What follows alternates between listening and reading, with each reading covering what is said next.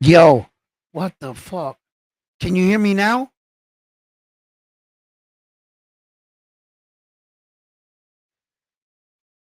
Can you hear me now?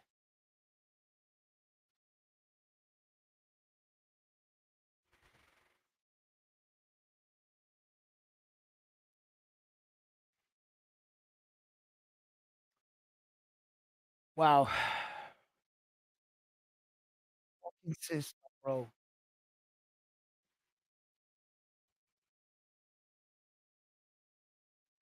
Wait, let me see if I fix it. Uh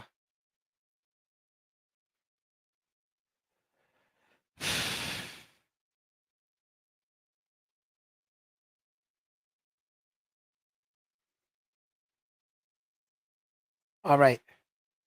Good now? All right.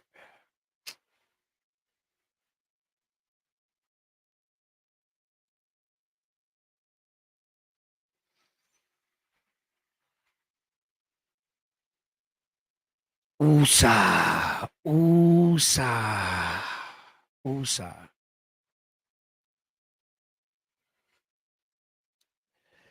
Shit in life, shit happens, man. Shit happens. All right. Welcome to Round One Sports Talk. My name is Edwin. I'm always your host. Where do all fights start? Round one. Shit. I'm gonna have to go back and edit that shit, ain't I? Yeah, man. Sorry for all the people that tuned in and had to watch me ramble on with no microphone. Um, I end up switching some things earlier today, trying to fix some stuff, and I might have forgot to connect something, and which in fact I did. I apologize for that. All right, so let's talk about it. What I was talking about was this situation with Tank Davis and Shakur Stevenson, and should this fight finally happen? Where does this lie leave Tank Davis and Shakur Stevenson situation? First, I was breaking down the Josh Padley and Shakur fight itself, and many people felt like Josh Padley was an electrician full time and a boxer part time, in which in fact he was. Literally, he was on a side of a building wiring something on Wednesday, and on Friday he was making weigh in. Like his opportunity had arrived, and when a lot of people talk about Shakur Stevenson and his performer versus John Padley, and they compare him to Tank Davis's performances, and as such, even versus Keyshawn and many of the fighters in the division. The problem with this situation is this. This is the problem with the situation. That I believe that Josh Padley's will to win was much different than a guy that was coming in already informed of the fight. This opportunity for him, like he said, he didn't want to go back to work on Monday. He wanted to change his stars. That kind of desire, there's no measuring stick for that. What Shakur Stevenson was fighting in that ring on that night was something most men won't experience. I There's no measuring stick to determine how far you're willing to go. Navy SEAL training teaches you that when you think you push your body to the limit, they tell you at that point you haven't even started working out today. They teach you to ignore that and to tell the body to keep going. That, my friend, is something every man does not possess. Josh Padley was showing that. He was that warrior that was out of matched, outclassed, wounded. And even though they kept shooting him, he kept getting right back up. There was no tomorrow for that man. Everything was right in front of him. Unfortunately, he was outmatched. Shakur Stevenson, many people believe could have beaten him a lot sooner. And a part of me is on that side, being that the one thing they can't seem to stop talking about is Shakur Stevenson impressive amateur career. How he went to the Olympics, how decorated of an amateur champion he was. Now I'm going to tell you this too. I too will have an amateur championship, and I have fought in the amateurs. And I'm going to tell you right now, Shakur Stevenson knows this like I know it. Sometimes you pull up to events and you don't even know who you're fighting until you pull up and they give your coach the list. This guy's fighting this guy, this guy's. You fight once a week. I said all of that to say this, that if Shakur Stevenson is such a decorated amateur champion, that means he should have no problem adjusting. He should have no problem adjusting to Josh Padley. Why? Because that's all we do in the amateurs. That's how you get good. You don't watch no videotape. I don't know any amateur that ever watched videotape on their opponent. Maybe in the Olympic level. I don't know. We fight on the fly every day, in and out, pop, pop, pop, pop, right? So why couldn't Shakur do that? It's because he was fighting a different fighter. Not that Josh Padley made him any better. No. He was fighting that crazy dude that didn't know he was supposed to lose. By the way, Josh Padley was undefeated. He didn't know how to lose. You're also fighting that. Now, the problem in Shakur Stevenson and Tank Davis's situation is this, that you're not going to be able to see Shakur Stevenson anymore. And what do I mean by that? Meaning, no matter if he knocked out Josh Padley, he wouldn't have got credit for it. Even if he did that performance, he's still being scrutinized for the stoppage. It didn't really matter to me which way he won this fight. He was going to get scrutiny either way. Why? You no longer see Shakur Stevenson. What you see is the comparison between Shakur Stevenson and Tank Davis. That's all we see now. Whatever Tank does, if Shakur doesn't do it better, he ain't shit. And when I was talking about you see me doing this, there was a picture floating around online where it was Tank Davis, Keyshawn Davis, and Shakur Stevenson. And they were all young. And I saw how tall Keyshawn was to Tank. And then right next to Keyshawn, I saw how tall Shakur was to Keyshawn.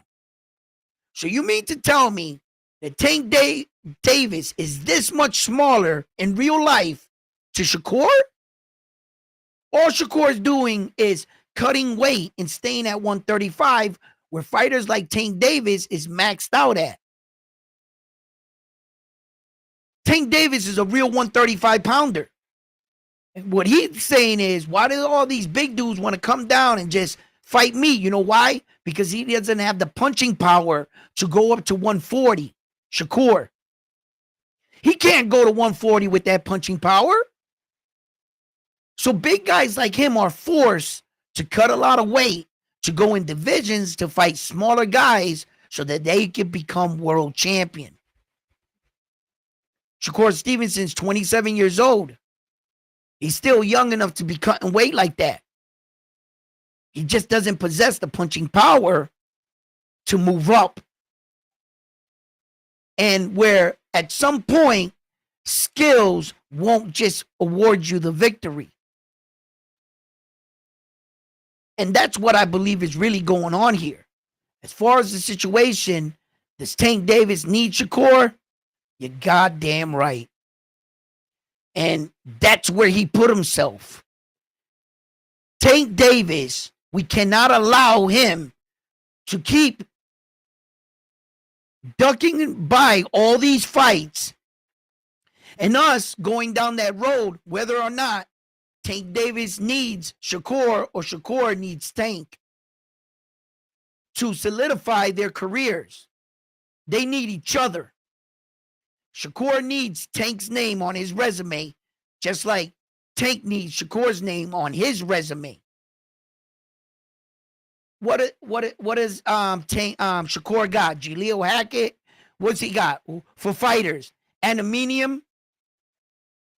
Josh Padley? Oscar Valdez? What does Shakur got on his record? I mean, in 130, he did some shit. Tank tried to say he didn't do nothing. That's some bullshit because Shakur had 3 belts. At 135, they're all equal. You can't be better than me if you only have the same thing I got. You got 1 belt and I got 1 belt. How the fuck are you better than me? That'll be by opinion. You could say that you got a bigger record or you knocked out so-and-so. It doesn't matter. At the end of the day, whatever you did and whatever I did not do still got us in the same spot. You got 1 belt and I got 1. We even.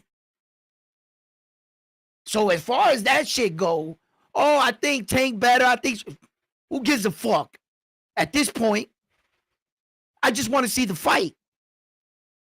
All that I think, okay, I think you guys should just shut up and let's watch a fight. Because Tank Davis and Shakur said enough. Both of them need to shut the hell up. Why the hell? What more can Tank say about Shakur Stevenson? And what more can Shakur Stevenson say about Tank Davis that we don't already know? Both of you, shut up. Let's get a fight. Get in the ring, damn it. Because I just don't want to go back down. Oh, he did this or didn't do this or didn't sell this or didn't. Bro, we've been there for 10 years. For 10 years, we've been down that road. When as the fans, are we going to say enough is enough? And demand these fights? You're damn right, Tank needs Shakur Stevenson. And all this, Shakur, I don't need Tank. Yes, you do. Yes, you do. There's no one else left. And Shakur, so you're just, okay, so you're going to fight Keyshawn Davis right now? I don't think that's going to happen. Where does that lead Loma in the IBF? I have no freaking idea. But listen, in my era, the 4 horsemen fought each other. You got to understand that. All the fucking Oscar De La Hoyas, the Pernell Whitakers, the Roberto Duran, the Sugar Ray Leonard, the Marvelous Hagler, the shit, they all fought each other. They all fought each other, man. And you guys are going to need that on your resume, I believe, because we need to go back into a time in boxing that it was more valuable in the men that you shared the ring with than holding on to this this era that Mayweather started. All this undefeated shit, which remarkably, Mayweather started all this shit, but he was a fucking dog. It's crazy that he got everybody, belts. Well said from a guy that wants to deter the other fighters from fighting as many champions as you did so nobody breaks your record. Who's a fucking genius here? And you want to call Mayweather stupid? He got all these dudes avoiding championship fights. Belts don't matter. He's sitting back, laughing. If you all believe that, young men coming up, get the bag, the odds of you beating my record, Mayweather has just protected his own record. A man that's telling you belts don't matter, but he seems to have a whole lot of them. A man that's telling you you don't have to fight championship fights, but he fought a whole lot of champions. And he sits on the throne as the very man at the top of that record. And his whole thing is he got one of the best fighters in the world to believe belts don't matter, legacy ain't shit. Just don't beat my shit.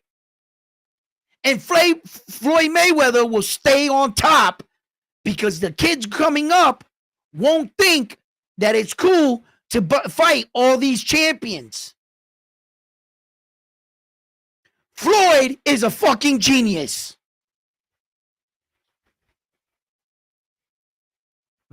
Don't look over here. Just pay attention over here. Get the bag. Get the bag. Belts don't mean nothing, guys.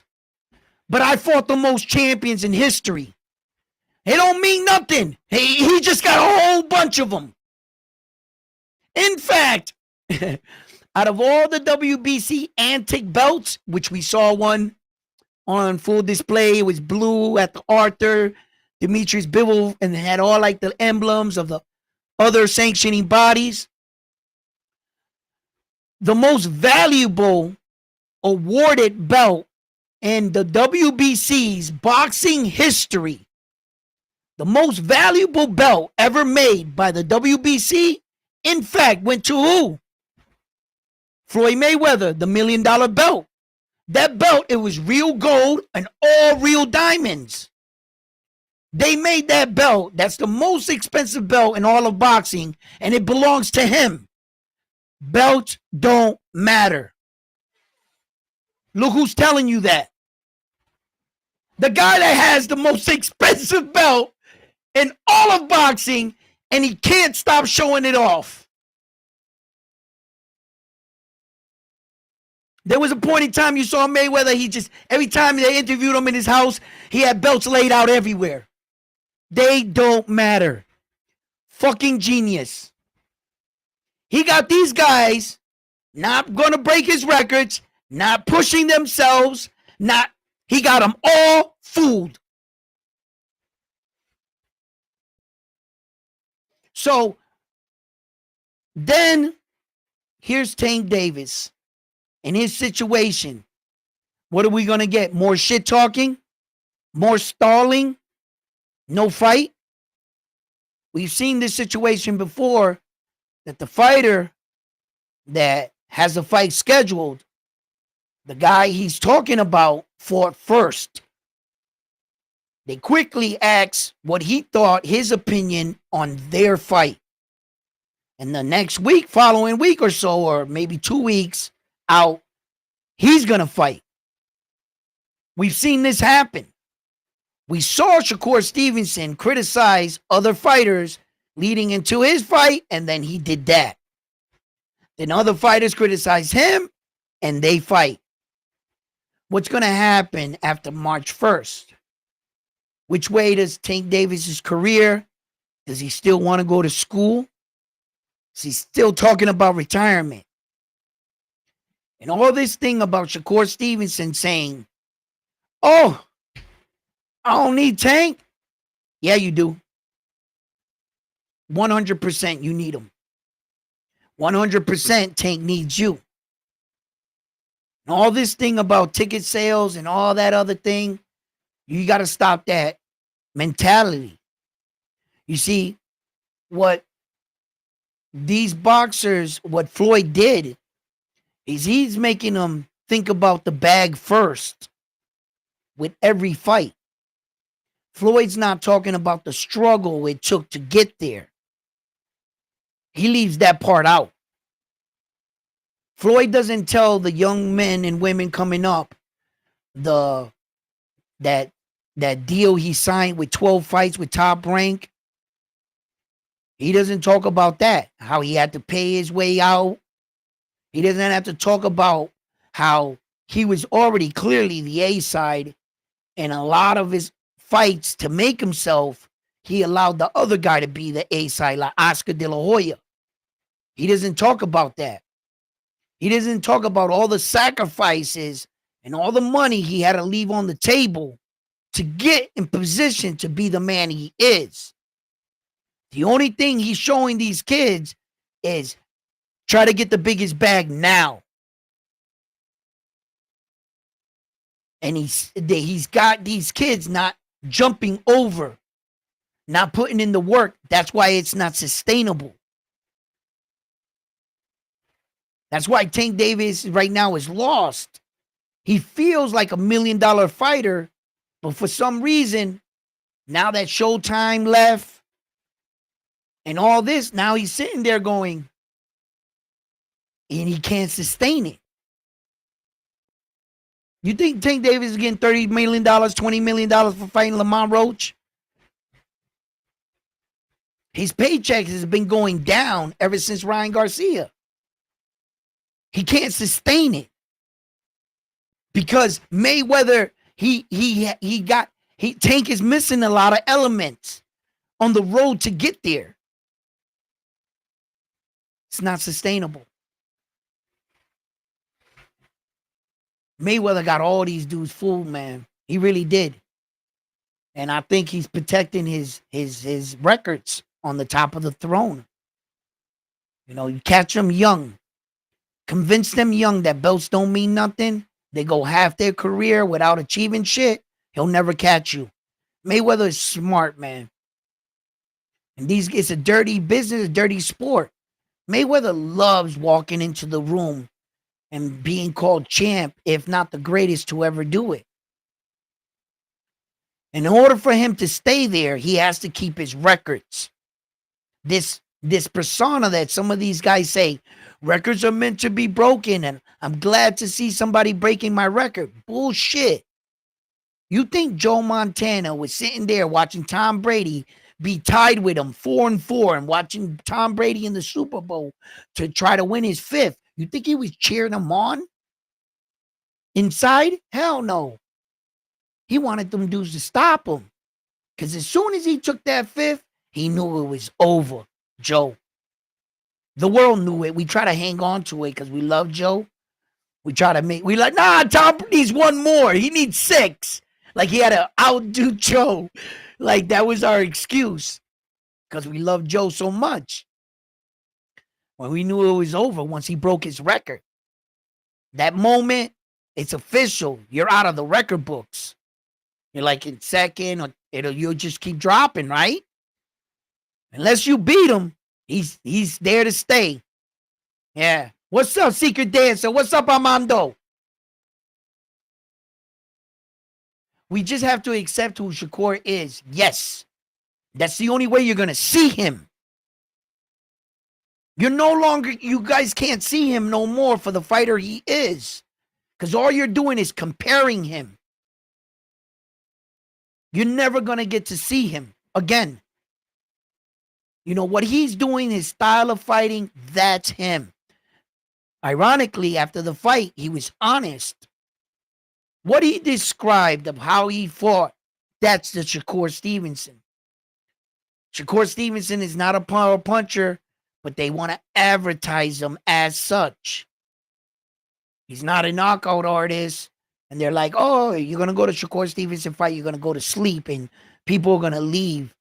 You know what I'm saying? And that's a fucking lie. When Top Rank did that to Shakur Stevenson, that they put the cameras to show the people leaving, at every event I've ever been in my life, that exact same thing happens, whether the guy is winning or losing. There are hundreds of people still trying to beat traffic. There's those people that were out on a date and really doesn't care about the outcome. They just went to see a fight or two bros, and yeah, we seen what we needed to see, and they're just beating the traffic. Real fans stick around. You watch any football game that happens. Baseball happens. Boxing matches happen. The reason why you don't see it happening at a Tank Davis fight, because he knocks out the guy. As soon as that guy goes down, I bet you go like that. Hundreds of people going towards the exit. The real fans are sticking around, shooting the shit, talking about what they're going to do after the fight. But that was just a media ploy. The people weren't leaving because Shakur, maybe the fight was boring, So they said, well, we saw what we needed to see. We're going to beat the traffic. Same scenario. So when you go, if you watch or you want to support Shakur Stevenson for the fighter that he is, the sweet science, if you're a fighter that loves and enjoys to watch that kind of fighting as well, Shakur Stevenson can put his punches together pretty well. He fought Josh Padley, and Josh Padley, you guys are like saying like this guy is just a basic latrician. No, that's a very dangerous latrician right there. From what I'm hearing, Josh Padley is a real gym rat type dude. And as you could see, he was ripped. It didn't look like my man, and he looked fast. Josh Padley looked fast. He was just outclassed. He was in way over his head as far as competition. Josh Padley was coming up the ladder. He was an undefeated fighter. The world got to know who Josh Padley is on a world stage and the opportunity that it gave him. Had it not been for this Riyadh season card and that stage that Turki Al-Sheikh provided for these fighters, and fighting such a fighter as Shakur Stevenson, that I think when it was all said and done, the world knew who Josh Padley was. And whether you wanted to judge Shakur and his performance and didn't really see what Josh Padley brought to the table, you just viewed him as a guy, oh, this is a cab driver. Josh Padley's no cab driver. And Shakur Stevenson didn't fight no cherry pick. This was a last minute replacement. You get what you get. At this point, they ask you if you want to continue the fight, and you both say yes. So in that sense, you can never call Josh Padley a cherry pick or a cab driver, because he didn't look like a cab driver in there to me. Just looked like a guy that was outmatched and not really prepared. Like I said, he was probably at a house on Wednesday fixing some light shit, and on Friday he was all of a sudden he was in front of Shakur Stevenson at a weigh-in. That can really shit just changed around for you.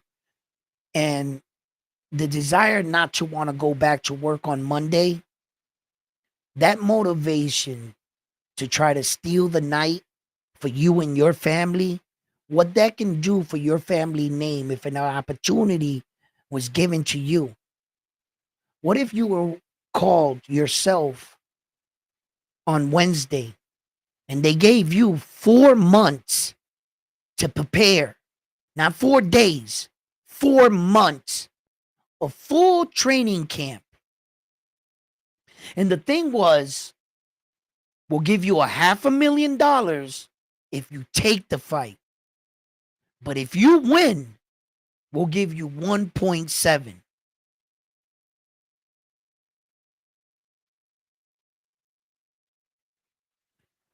What would you try to do? And your opponent is Shakur Stevenson. I'm not going to dull down the situation. No, you got to beat Shakur Stevenson. The only thing I did, I gave you a full training camp for 4 months. What Josh Padley had was 4 days, 3 days. And the stakes were the same. How would you fight Shakur Stevenson? And at any point in the fight, would you give up that opportunity of the 1.7 versus the 500,000? You're going to have to kill me.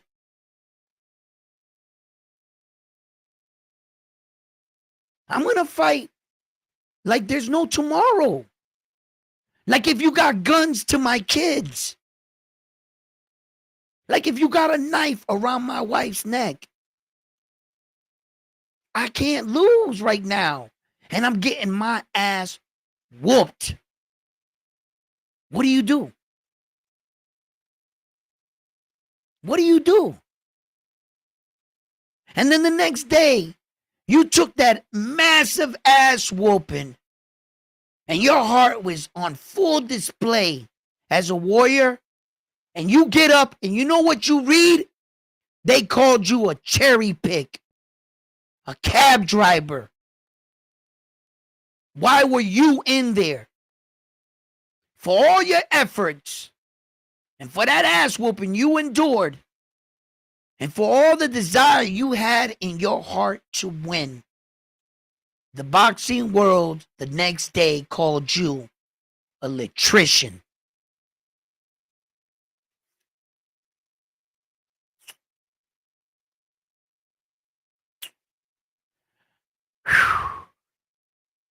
Hit that like button for me.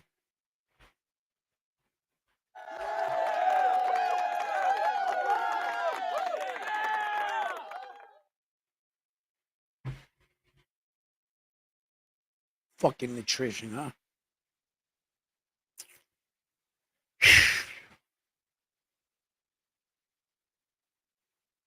Hmm.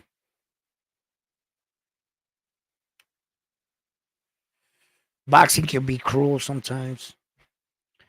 Sometimes some of the men and women that put so much behind it get very little acknowledgement or credit for what they did. Um, Martin Piccoli came in on short notice, really overweight, right off of his couch. He gets knocked out, trying to save the day. They gave that man $4 million to do that. Josh Padley didn't make nowhere near that money. And he did the same risk. The same. And Martin Piccoli's being rewarded already with another fight. Saudi Prince said he bringing him back. And sometimes little guys got to do twice the work to get half the money, maybe even a third of the money these big boys is getting. And you get scrutinized, man. You get scrutinized. Maybe when he gets home, maybe the people will show him the love he deserves. Because apparently in America, we just call him a cab driver for his efforts. Not because he saved the show and let us allow us to see Shakur Stevenson. Nah. Fuck all that. Just American standards or where? Where are you comparing this man to? To yourself? Could you do that? And it's just like,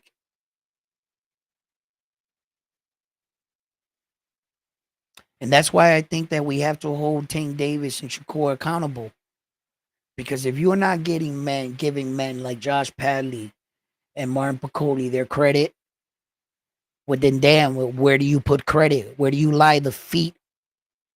Credit on the feet of who? Because Shakur Stevenson and Tank have not fought yet, and they haven't fought each other or nobody else. So why are they getting credit? For these men taking risk. They're taking the real risk, daring to be great. Shit you're not doing. But yet he gets called an electrician and you get all the credit. It's like, yo.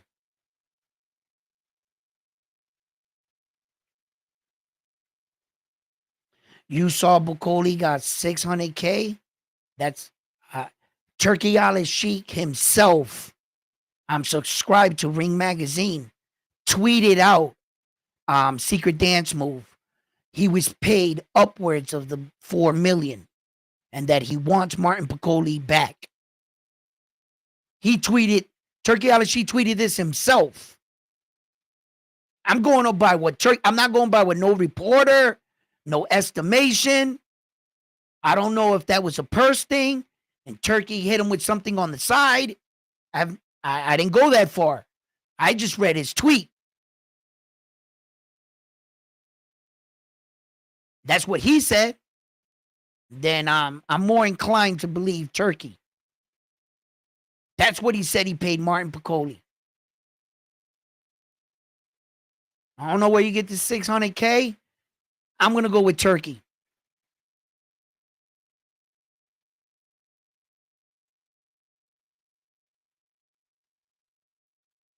No one asked if he was an elite or that great.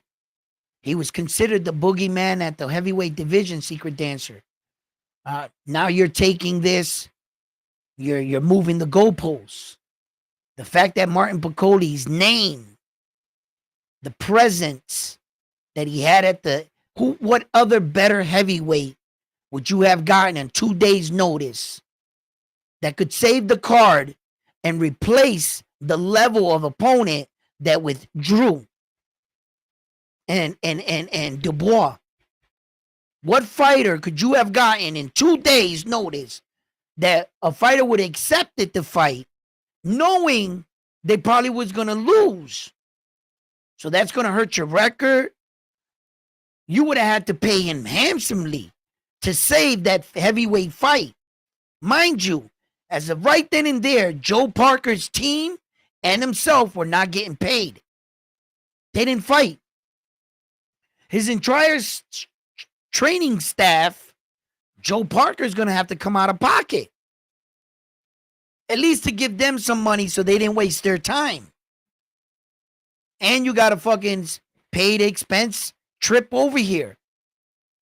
Right? So, and from 2 days leading on to the fight, they weren't getting paid. All of a sudden, Martin Piccoli shows up. The boogeyman at the heavyweight division. I didn't say he was an elite fighter. I don't care if he's... No, now you're thinking about it as you're picking the heavyweight. No, this was an emergency situation. You got 2 days. That's what the situation was. Wasn't about you get I knew better heavyweights. Oh yeah. But who could you get in 2 days? You got Martin Piccoli to show up on 2 days' notice? How much money did you pay that man? And that's what Turkey said.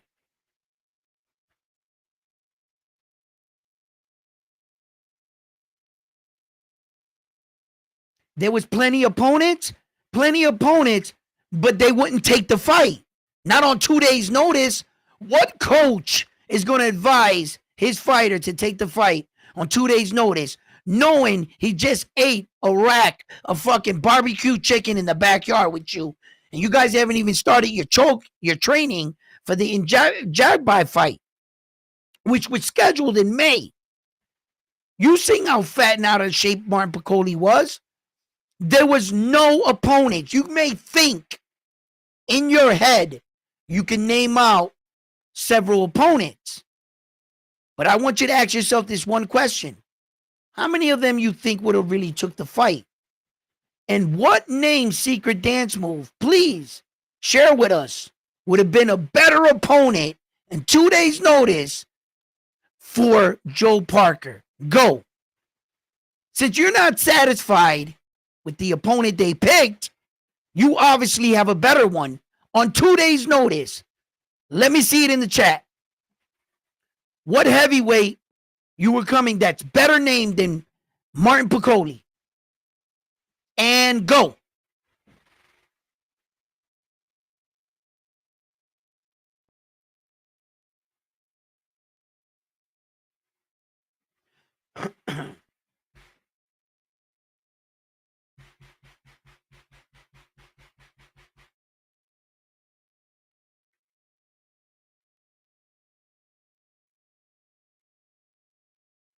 Where?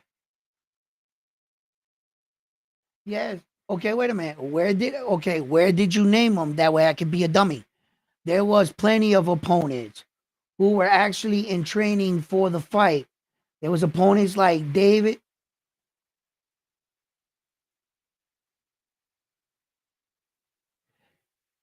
Neither of those guys would have took the fight. Because both of those guys had a fight scheduled. You can't take somebody off somebody's fight card, right? And put him on your fight card because legally his everything, 100% of his purse would have went to the other guy. That's in a contract. Although those guys were training, they were already signed in. The Martin Piccoli situation never forfeited him out of the Njabe fight. He's still on schedule for May. You would have to cancel their fight in order to put that fight together in 2 days. You're not going to be, that's more headache. If you got a guy that's free without contract. And another thing, neither of those guys got a bigger name than Martin Piccoli. Neither of them. So the best name still is Martin Piccoli. That's the best one, Secret Dance Move. You don't got a better guy. You got opinions. That's what you got left. That just the name of Martin Piccoli got us interested. In fact, just his name with 2 days notice, a lot of people had him winning the fight, knocking out Joe Parker. Not one of those guys that you mentioned would have came in that fight, and I don't think no one on planet Earth would have said they were gonna beat Joe Parker on 2 days. You would be absurd. And these people actually had, including myself, I thought Martin Piccoli could knock him out. There was no better opponent, bro. What you got are opinions. Yeah, Secret Dance Move. Nah, you ain't getting this one. Nice try. You had no better opponent. And you couldn't get none of those guys. So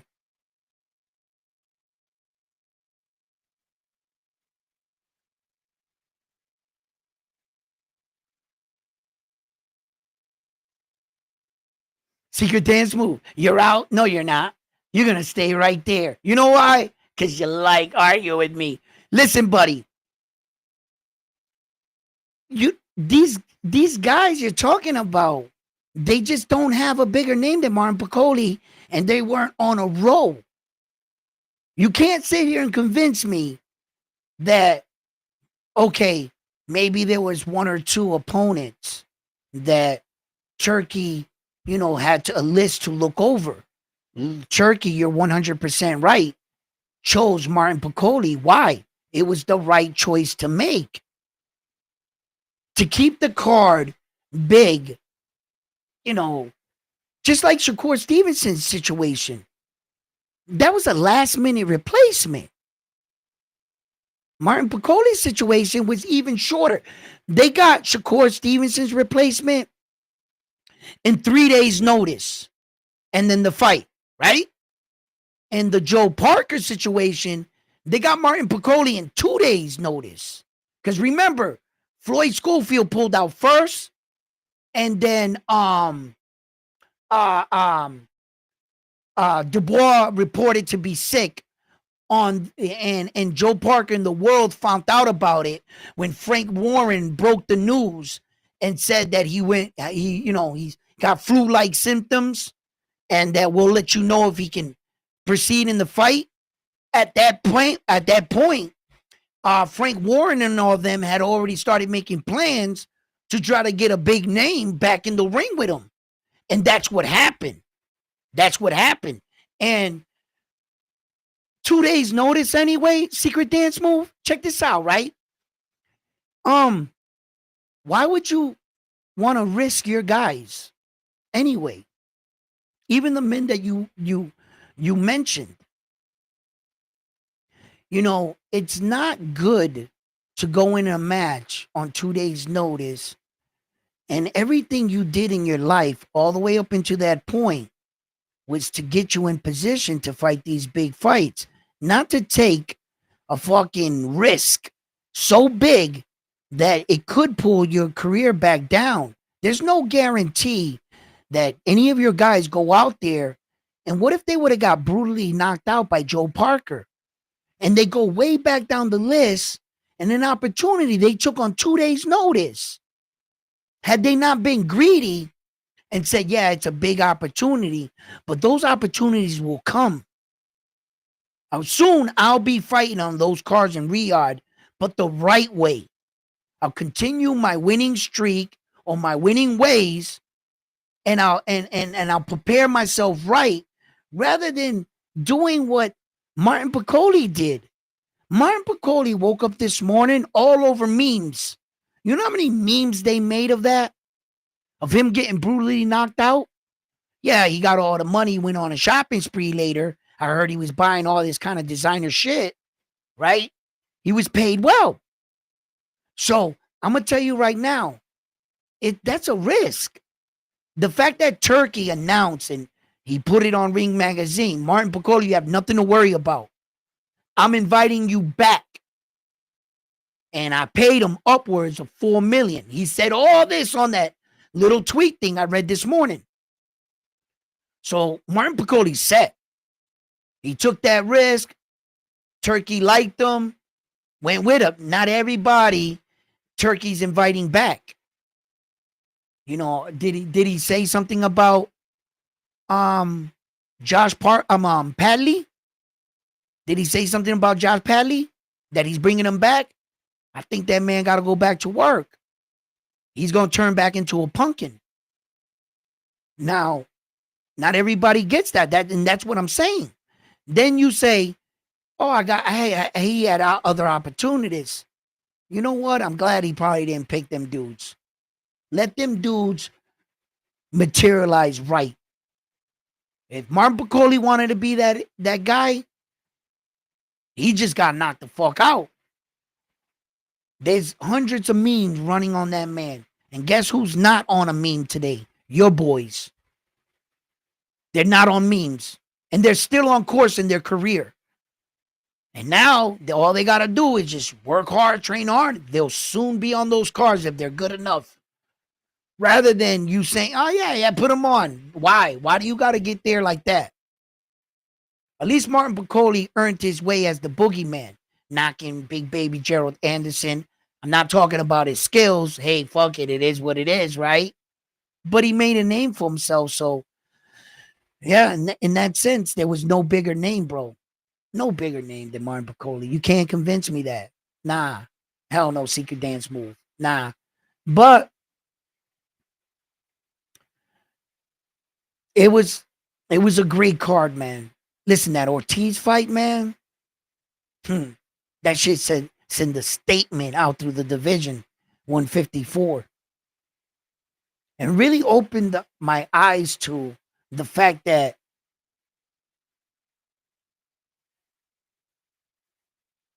Terrence Crawford is even further in my mind away from that Saul Canelo victory than he ever was.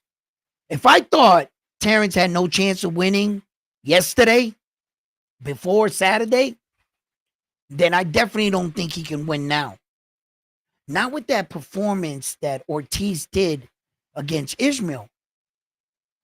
Listen, which crazy was, I gave Ortiz the first round. On the unofficial scorecard, they gave Ishmael the first round. I was like already seeing. I was like, right? But there's so much scrutiny going on out there with Turkey Al-Rashid and the scoring and the judges that on my live, I just kept quiet. Right? I saw it and I was like, I was like, how many rounds? I didn't say anything about it. Because you start throwing this shit out, then all of a sudden everybody on the live stream conspiracy, Turkey is pulling, he's paying these judges and all this shit. Where I'm more online, you know, I know how some business works and what it's like to be a boss at a certain level.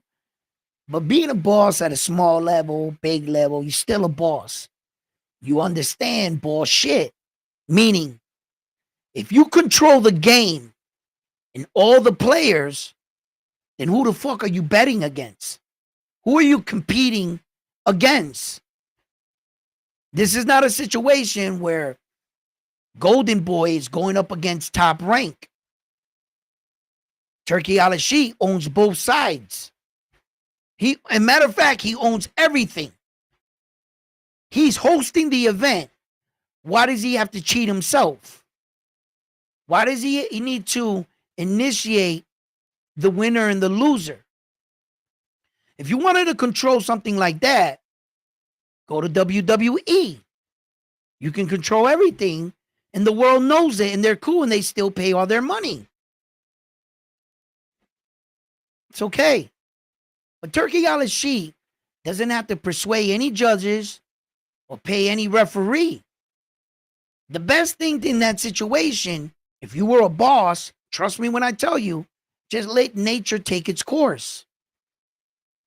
Whoever wins, wins. Because whoever wins goes on your cards still winning. Whoever loses, loses. The win, you always still have the winner. Back to Riyadh season. Let's do it again. Poof. There it is. He doesn't have to cheat himself.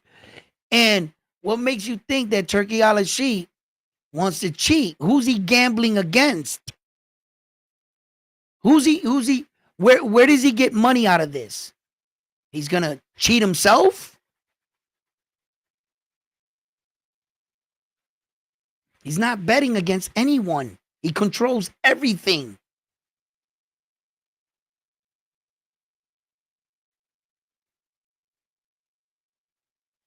Why would he fix a fight so that Las Vegas odds can cover? What the hell does Turkey Al-Sheikh care if the Las Vegas lines or who wins? Why does that benefit him? It doesn't. When he let Tyson Fury and Usyk go at it, he wanted Tyson Fury to win so they could be a trilogy. And I can tell you right now, he didn't want Demetrius Bivol to win that fight. He wanted Arthur to win that fight. And the scorecards were red and Demetrius won. And the scorecards were red and Usyk won. But guess what Turkey Al-Sheikh got? The winner. Now all he does is promote Usyk. Same shit. Now what's he going to do? Promote Demetrius Bivol and have him come back. It didn't matter who won for him. He controls both of them. He doesn't have to cheat you to beat you.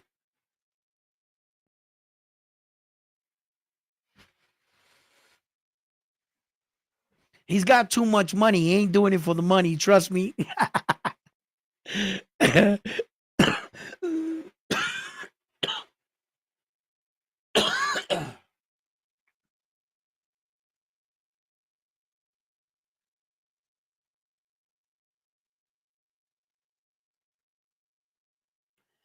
I'm ready for another Riyadh season.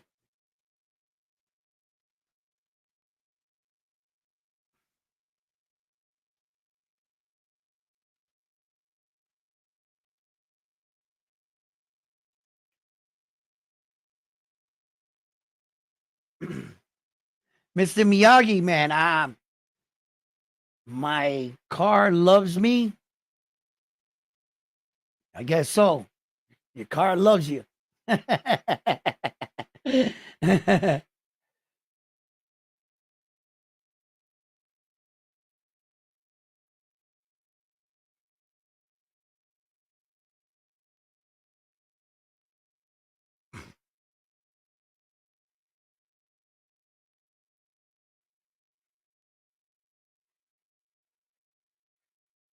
Notice I never talk about Junto.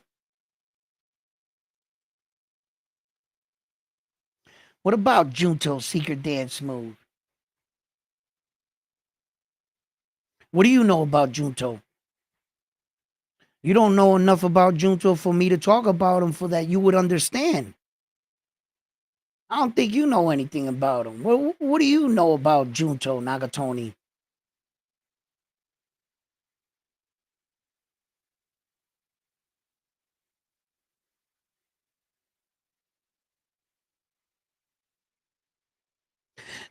Yeah, everybody talks about these judging and this shit, Mr. Miyagi. But the problem is that, like I said, I broke down the flaw in the system, and this has been a thing since the beginning of time in boxing. That if we go to the scorecards, a lot of people are not, the scorecards are all over the place sometimes. Sometimes they're roughly close. And sometimes these judges saw the fight we saw. I believe in the case of Bronco versus um what's his name? How do you say it? Shinsizi? Tongue tied with his name there. You know I am talking about. I'm talking about the giraffe guy, right? Freaking long ass motherfucker, man. He's tall as shit, right? So Bruno, for me, beat him. He was lucky to leave that ring with his undefeated record still intact. He was very lucky because if you ask me, that Dominican dude beat his ass, bro. He beat his ass. Once he figured him out, had him missing, and he had him unsure of himself, you know, he was in his head, man. He definitely was. And I think he figured him out early, you know. At like 5, 6, he had him figured out, 5, 6 rounds. Bruno had him because the homeboy was having good success, for the most part, in 3, like around there, 2, whatever. But he figured him out early and he had him on the outside, but he had to take chances to coming in. Yo, my man with the motherfucking with the 5 piece. Oh shit, I hit the wrong button. Mr. Miyagi, thank you for the love and the support. Like always. Mr. Miyagi says 118 what?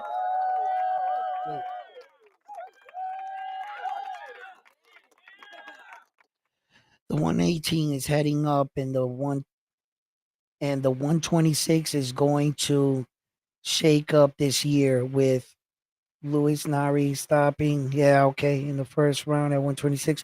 Yo, listen, that everybody's making a transition when you see like the migration in boxing start to go like that way, right? Where we see the migration at the 140, 147, 135, and like that. We've seen the fighters slowly start to go up. Junto Nakatani has, said that he wants to migrate from 118 to 122, but he was really thinking about trying to unify the titles at 118 because to be compared with to Naoya Inoue, that's easy. Anybody can come up and try to put you next to a great one. But on paper, to get next to him, that's difficult. That's easier said than done. And Junto Nakatoni has not done anything on the lines or the career that Naoya Inoue has had. Remarkably, they're actually in the same weight divisions, the bantamweight division. So when it is said that Naoya Inoue's run, whether it was easy, he fought anybody, whatever opinion you have to say, all I have to say to that is this. If it was that easy, why hasn't anybody else done it? Why hasn't Junto done it? Bam Bam Rodriguez, Chocolatito, all of them. The list goes on. Of all those bantamweights, Donito Donaire, the list goes on. You know why? Those divisions are so dangerous that they're constantly knocking each other off.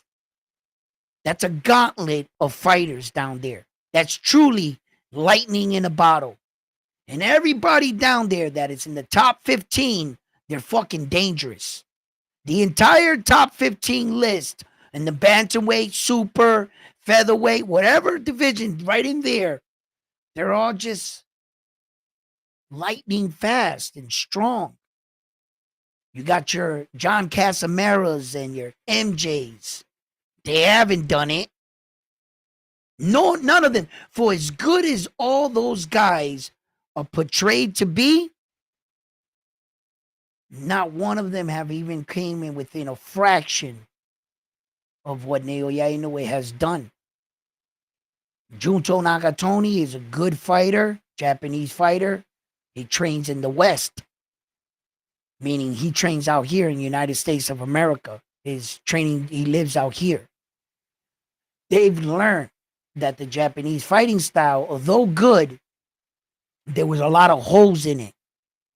And Junto is adding the Western style and philosophy on approaching on fighting and combining it with what he learned as a Japanese fighter. He's a really good fighter. He's just not fundamentally and as polished as of a fighter as Naoya Inoue, where Junto can fight the fight that he's fighting, but typically Junto is boxing his style, the way he fights, the way he was trained. The difference between Junto and a fighter such as Naoya Inoue can beat you at your own game. He could turn right into you and do what you do best and use it against you and do it better than you. Same thing he did to the number one 122 pounder in the world, Stephen Kubo Fulton. What did Stephen Kubo Fulton come out in? He comes out in the Philly shell defense like this. That's not Naoya Inoue's style. He doesn't fight in the Philly shell defense style. Well, from the first round, when the bell rang, what did Naoya Inoue come out in? The Philly shell defense. He came out like this. And he walked right up to Stephen Kubo Fulton and whooped his ass in his own style. Junto doesn't do that. Junto can't do that. Junto is the kind of guy that slips good shots downstairs. He's real crafty, smart fighter, long, tall, knows how to use his range. He can fight in the inside, on the outside. Junto can fight off the back foot. He can fight off the front foot. But that's where his similarities end with Naoya Inoue. Naoya Inoue can do all that shit too, but so much more. And when it comes to punching power, Junto can crack. He's got punching power. He can crack. He doesn't have Naoya Inoue punching power. No. Nah. Show me on any tape where you see that Junto hit a guy that he didn't wind up a punch, lead with the punch, use the opponent's weight with the punch, his torque. He used his waist and his legs to put behind the punch. And yeah, he knocked out Jason Maloney's brother, right? Okay, cool. Did you guys see the way Naoya Inoue knocked out Jason Maloney? He rode his shoulder and just threw a right hand like this and snapped him and knocked him the fuck out. He knocked out Luis Pantera Nari without even moving his hips. He didn't even twist his feet. He literally hit him with an uppercut like that. Nari went like this and looked at him and was still all together. And he just went from right here and knocked him out clean. Junto Nakatoni doesn't hit like that.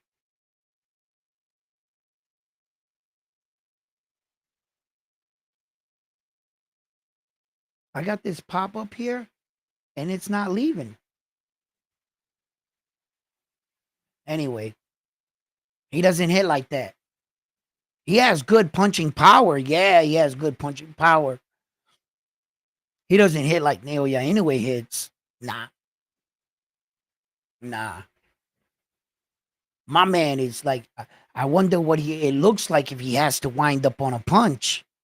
I remember when he punched Stephen Kubo Fulton, and I got some more love in the building, Mr. Miyagi. Junto looks like he is.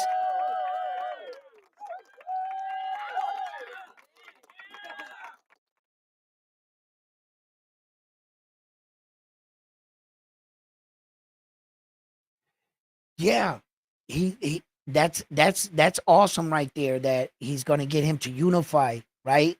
But Junto gotta watch out because just like you said, I was gonna say he's got punching power of his own.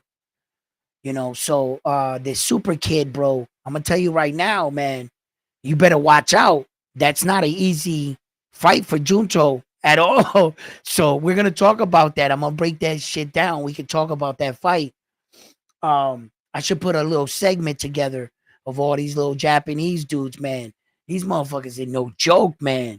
I'm trying to tell you. Um, it's hard coming out of there. It's just as hard as like being the top Mexican fighter or the top, Filipino fighter or the top American fighter. It's hard fighting your way out of your country, because there's a lot of fighters there that are trying to be the next Naoya Inoue. What he's doing is unprecedented. There has been no Japanese fighter in the history of Japan to ever reach this kind of plateau in the sport of boxing. No Japan fighter. In fact, I believe he was the first Japan fighter ever honored to be on a pound for pound list. I think so. He's got like a lot of number one things for Japan, and the shit that he did for all these fighters. I don't think we would know who Junto is if it had not been for Naoya Inoue. I don't think we know who Bam is. Maybe hardcore guys might, but I don't think they would know. You know what I'm saying? And I think that Junto is a worthy opponent for Naoya Inoue. I don't think he would have any problem making the weight at 122. My problem is, and I'm not sure if Naoya Inoue would still be there. I don't think he'll still be there. I think it's this 1-2 fights, he's gone. And if Junto unifies, and he wins that IBF title, I think he's going to stay in the division and try to unify again. He's going to try to go after the belts because rightfully so, that's where you would want to go. You would want to try to emulate or do something that Naoya Inoue's done. You know what I'm saying? Because you can't get the credit that Naoya Inoue has as a fighter. I think that Junto is a phenomenal talent. He's just not no Naoya Inoue. For me, no, he's not. And there's no way I can sit here and say he's on Naoya Inoue's level as a fighter. Nah, he's not. Junto Nakatoni needs work, to be a complete fighter. Naoya Inoue is already a complete fighter. He's just working on tightening up his skills, more understanding of the game. It's probably so, but what are you guys saying? Armando, blessings, brother. Edwin, you have another super chat. Yeah, I saw that. Is this another one? Junto looks like he is unified. No, I got that one. Yup.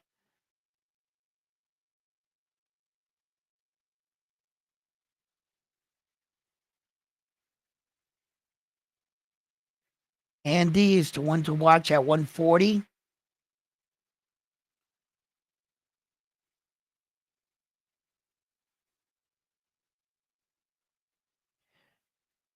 Mark, was he on the pound for pound list?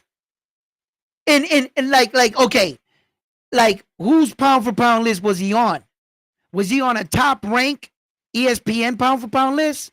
Or was he like on some website where a Japan guy put him on his pound for pound list? Can you like note that the world honored that Japanese dude? Was he like 10, 9, 8 on the list during that time when Nonito Donaire beat him? I mean, Luis Pantera Nari beat him. Was he considered really on a pound for pound list? Um,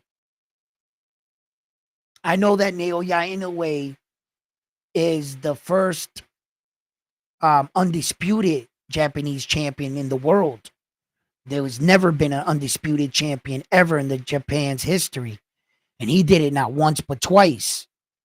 So I know that was the first one too. Yeah, he did a lot of shit first for Japan, but there were a lot of good Japan champions, no doubt.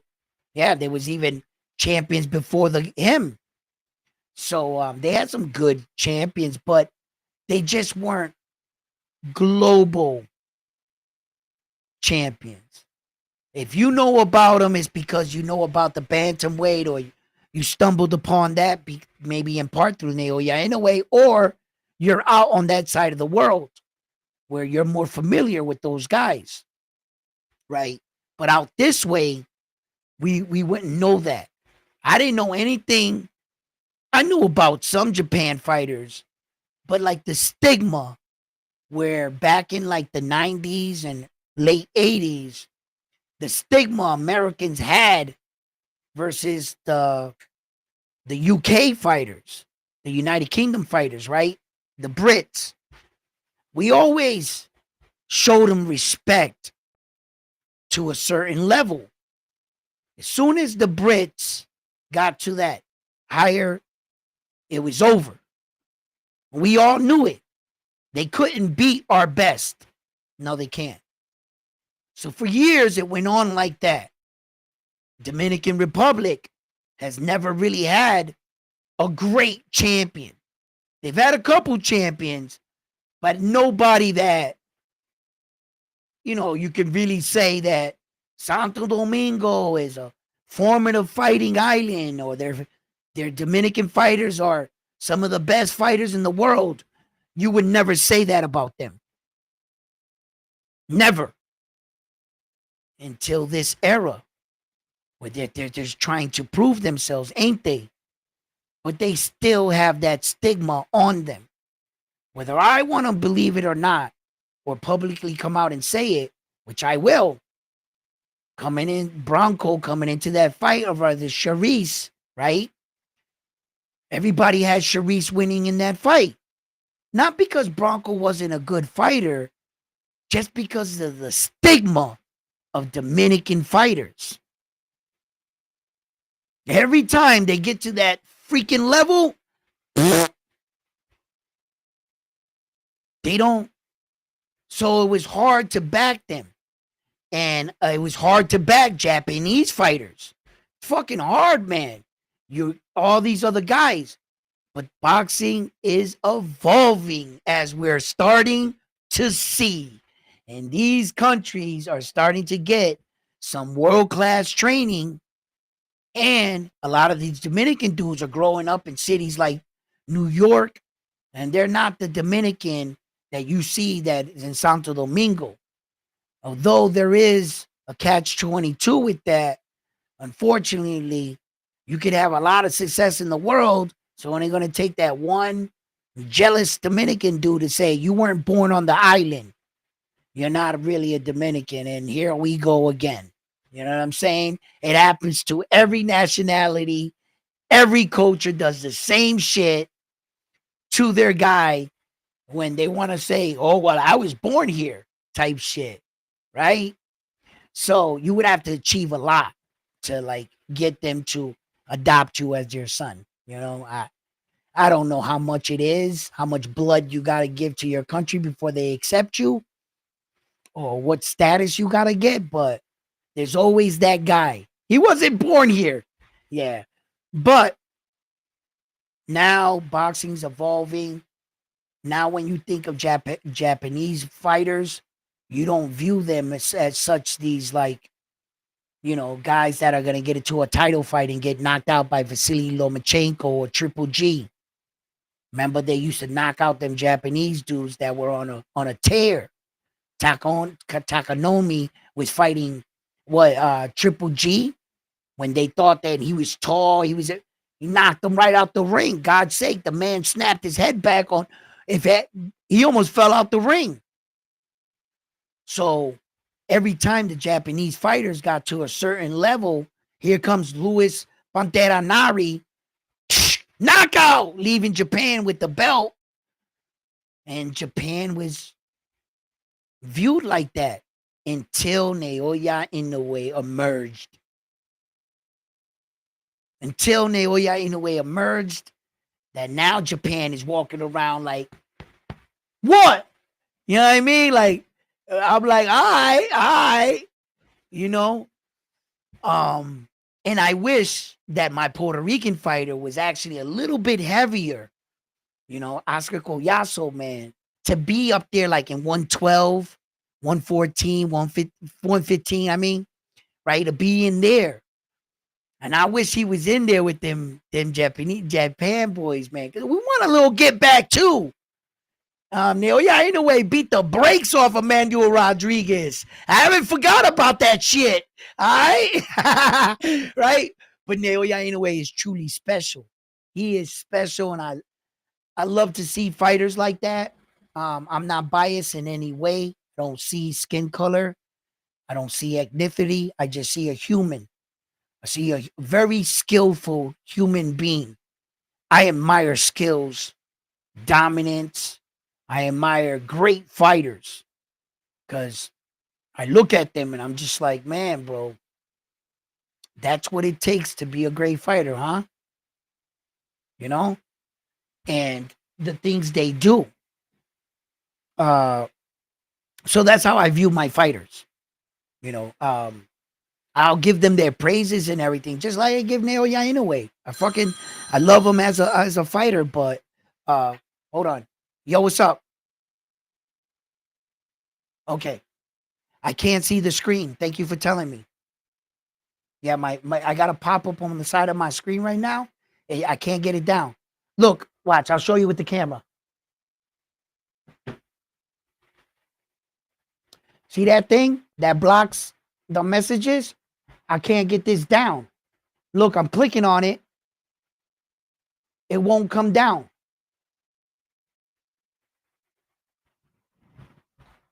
So I gotta let like 5 messages go up before I could tell that there's something behind that. Mr. Miyagi, how you doing, brother? Send me another super chat. I saw it in the side. I just didn't know who sent it. People saying, people.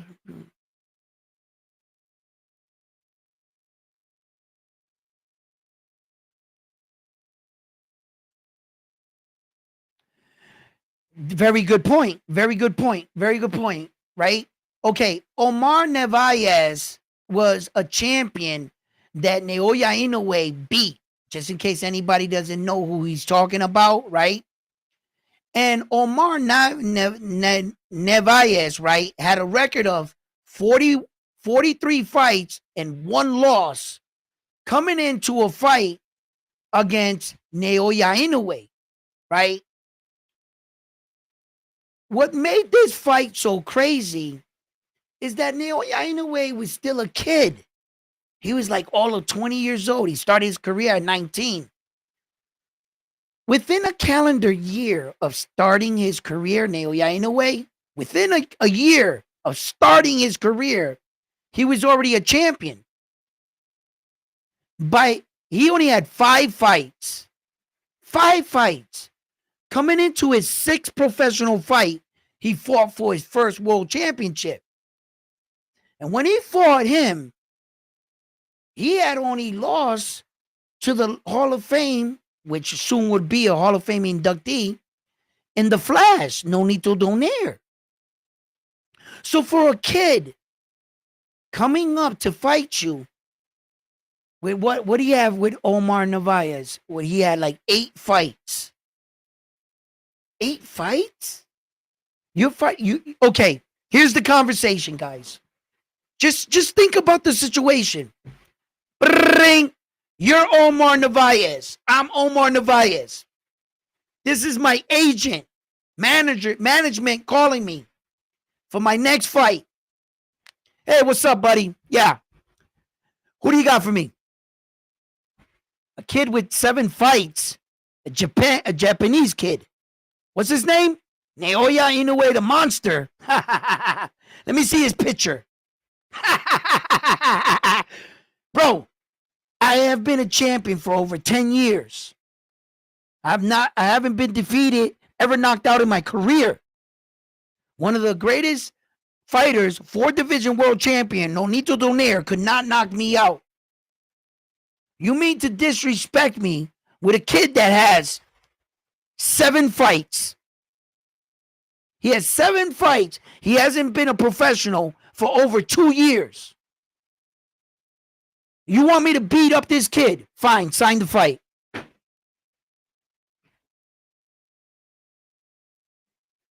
What happened? That man got knocked out for the first time in his career. He got dropped in that fight like 3-4 times. He was outclassed, outmatched for a guy that dominated that division.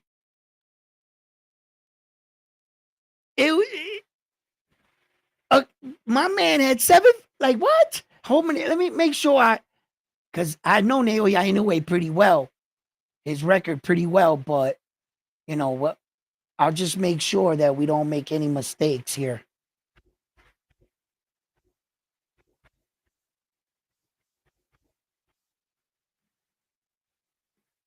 All right, I'll tell you exactly what he had.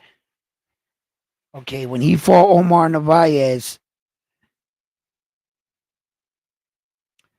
okay, he had 1, 2, 3, 4, 5, 6, 7. Yeah, 7 fights. It was his 8th fight. He had 7 fights. I was right. I know Naoya pretty well. Trust me. Omar Narvaez came in with a record of 43 fights and 1 loss. Exactly like I said. He knocked him out in 2 rounds. For the WBO flyweight championship, super flyweight championship at 115 pounds. Oh, and by the way, oh yeah, that's when he did that. Yes, he did. Oh, by the way, we got to add, that was a weight jump. He jumped 2 weights to fight Omar Narvaez, 20-year-old kid, 7 professional fights, and he jumped from 108 pounds to your division at 115, and he was going to whoop your ass with a record of 43 fights and only 1 loss, and you went the distance to lose that. You mean to tell me a kid jumping up 2 weight divisions, 7 fights, is going to whoop my ass? That's exactly what happened. Naoya Inoue is different. He's built different than these guys. Yeah, he's different. These guys ain't doing his shit.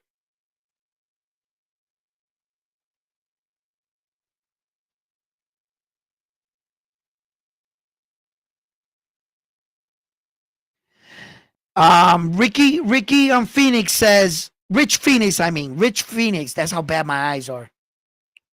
Rich Phoenix says they don't want Tank to fight Shakur. They are scared he may lose.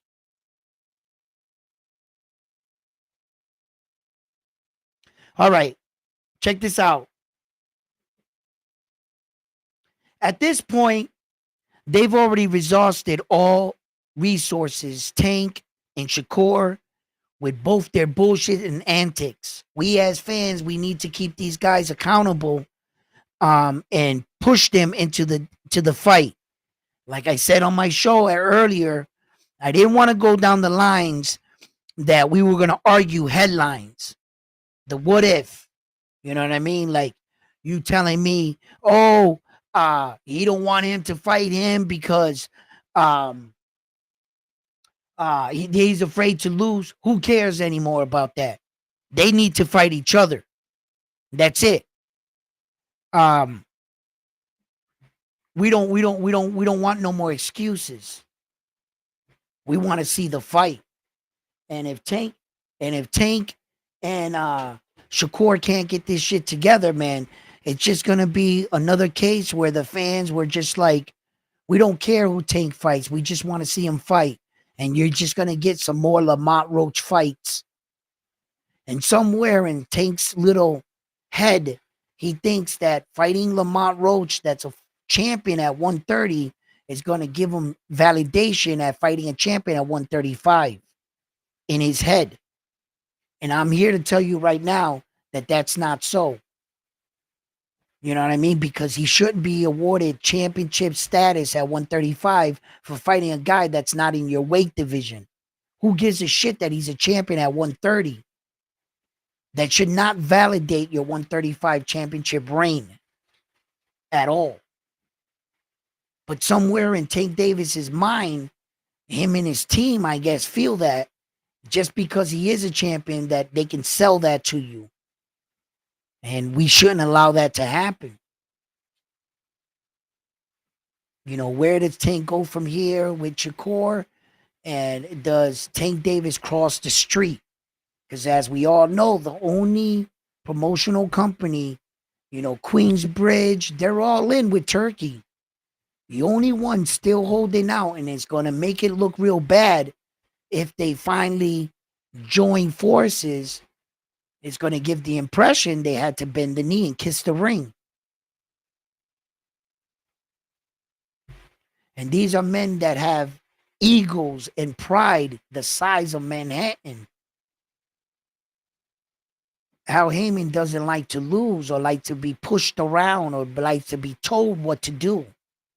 He's been a boss his entire life.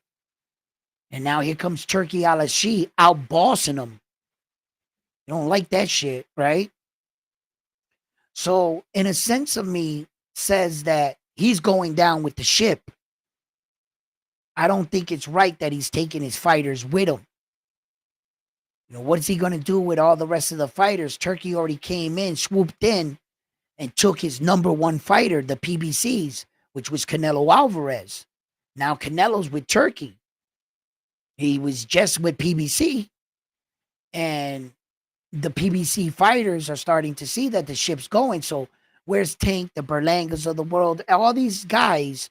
What are they going to do? Like, is Berlanga going to go with or work with Ed Hearn after this last fight? I was hearing rumors that he was going to try to go down there. I don't know what he's going to do. I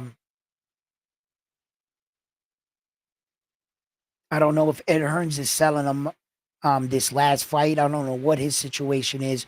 Why he's on an undercard to a fucking nobody fight after coming off that massive card with Saul. I don't know what management.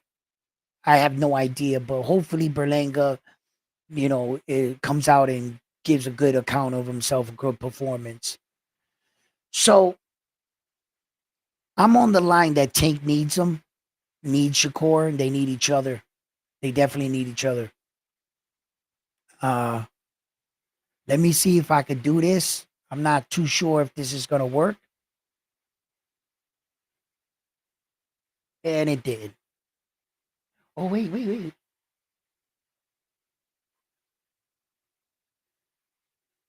Ha ha ha. Nice. Nice. Should have thought of that earlier. I can't get around this fucking thing right here. It just glitched right there. And I'm afraid if I press, the thing is going to start uploading. I don't want to do that right now. But I dropped the link in the box.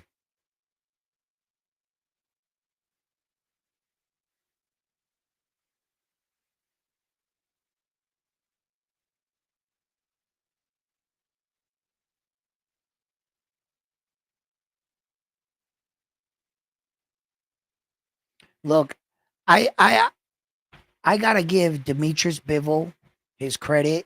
I had him picked in the fight. You know, Mr. Miyagi knows that. You know what I mean? That I had him picked in the fight because we talked about it. Remember? One of these kids is doing his own thing. One of these kids is, yeah. And I told you guys that I thought if anybody can outbox Arthur, it was Demetrius Bivol. And Demetrius Bivol, and I called the fight exactly the way it went down, didn't I? And I mean to the T. I said it. I don't think Arthur's going to change. If it ain't broke, don't fix it. I think Arthur's going to come out the same way. The person that needs to make adjustments was Demetrius Bivol. And he did make the adjustments. He increased his cardio, and he knew he already had the boxing ability. What he needed to increase was to keep the level of his performance for 36 minutes, all 12 rounds. That's what he focused on. I'm pretty sure he stood sharp, working on his punches and etc. But the one thing that Demetrius Bivol needed to increase was his stamina. He looked a lot thinner in this fight than he did in the first fight, didn't he? And he looked like he was a bit more ripped, and he was right. He said, Arthur hits hard, but I could take that punch. I know how to roll with the punches. And Arthur did crack him. Was trying to chase him down, pursue him. Arthur was a pressure fighter, pressure puncher, and he was coming forward. Demetrius Bivol was more of a boxer counter, you know what I mean? And he showed, you stay the course, keep the boxing, don't get lazy, don't go in the inside when you don't belong there. Keep him at the end of your punches. Make him pay when he's coming through the front door, etc., etc., etc. And he did exactly that. So I found that to be really good. Here comes Mr. Miyagi. What's up, man? What's up, homie? What's up, buddy? How you doing? Yeah, very well. Yourself? Yes, very well, very well.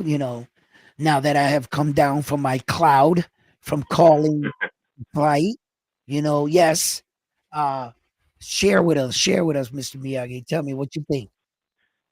Do you know what? I'm super excited for this year Yeah, what's up? because the Yep. way Top Rank's looking for the Las Vegas fight, you could have Seiya Susumi rematching Takuma Inoue. You could have Yep. Junto Nakatani unifying with Ryosuke Nishida. And also you can have Tenshin Nasukawa fighting for Yoshiki Takei's world title belt all on the same card. Yeah, it could be a good that's four titles right there. Also, if Andy Hirioka, depending on who are the champions at 140 at the moment, you got Ryo, You got Tio. Ryo, you got Puello as the WBC because he took over the reign and he was upgraded on Devin Haney's title. Then you got the WBO Teofimo Lopez, and then Jose Valenzuela, WBA.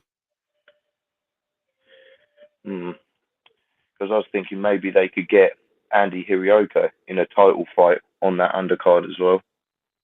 Yeah, right now you got Jose Val. The only one that's not really tied up is Teo. He has Yeah, hasn't he who is got he? that with? Who's he fighting? Yeah. Well, weren't they looking at? Is it Barbosa?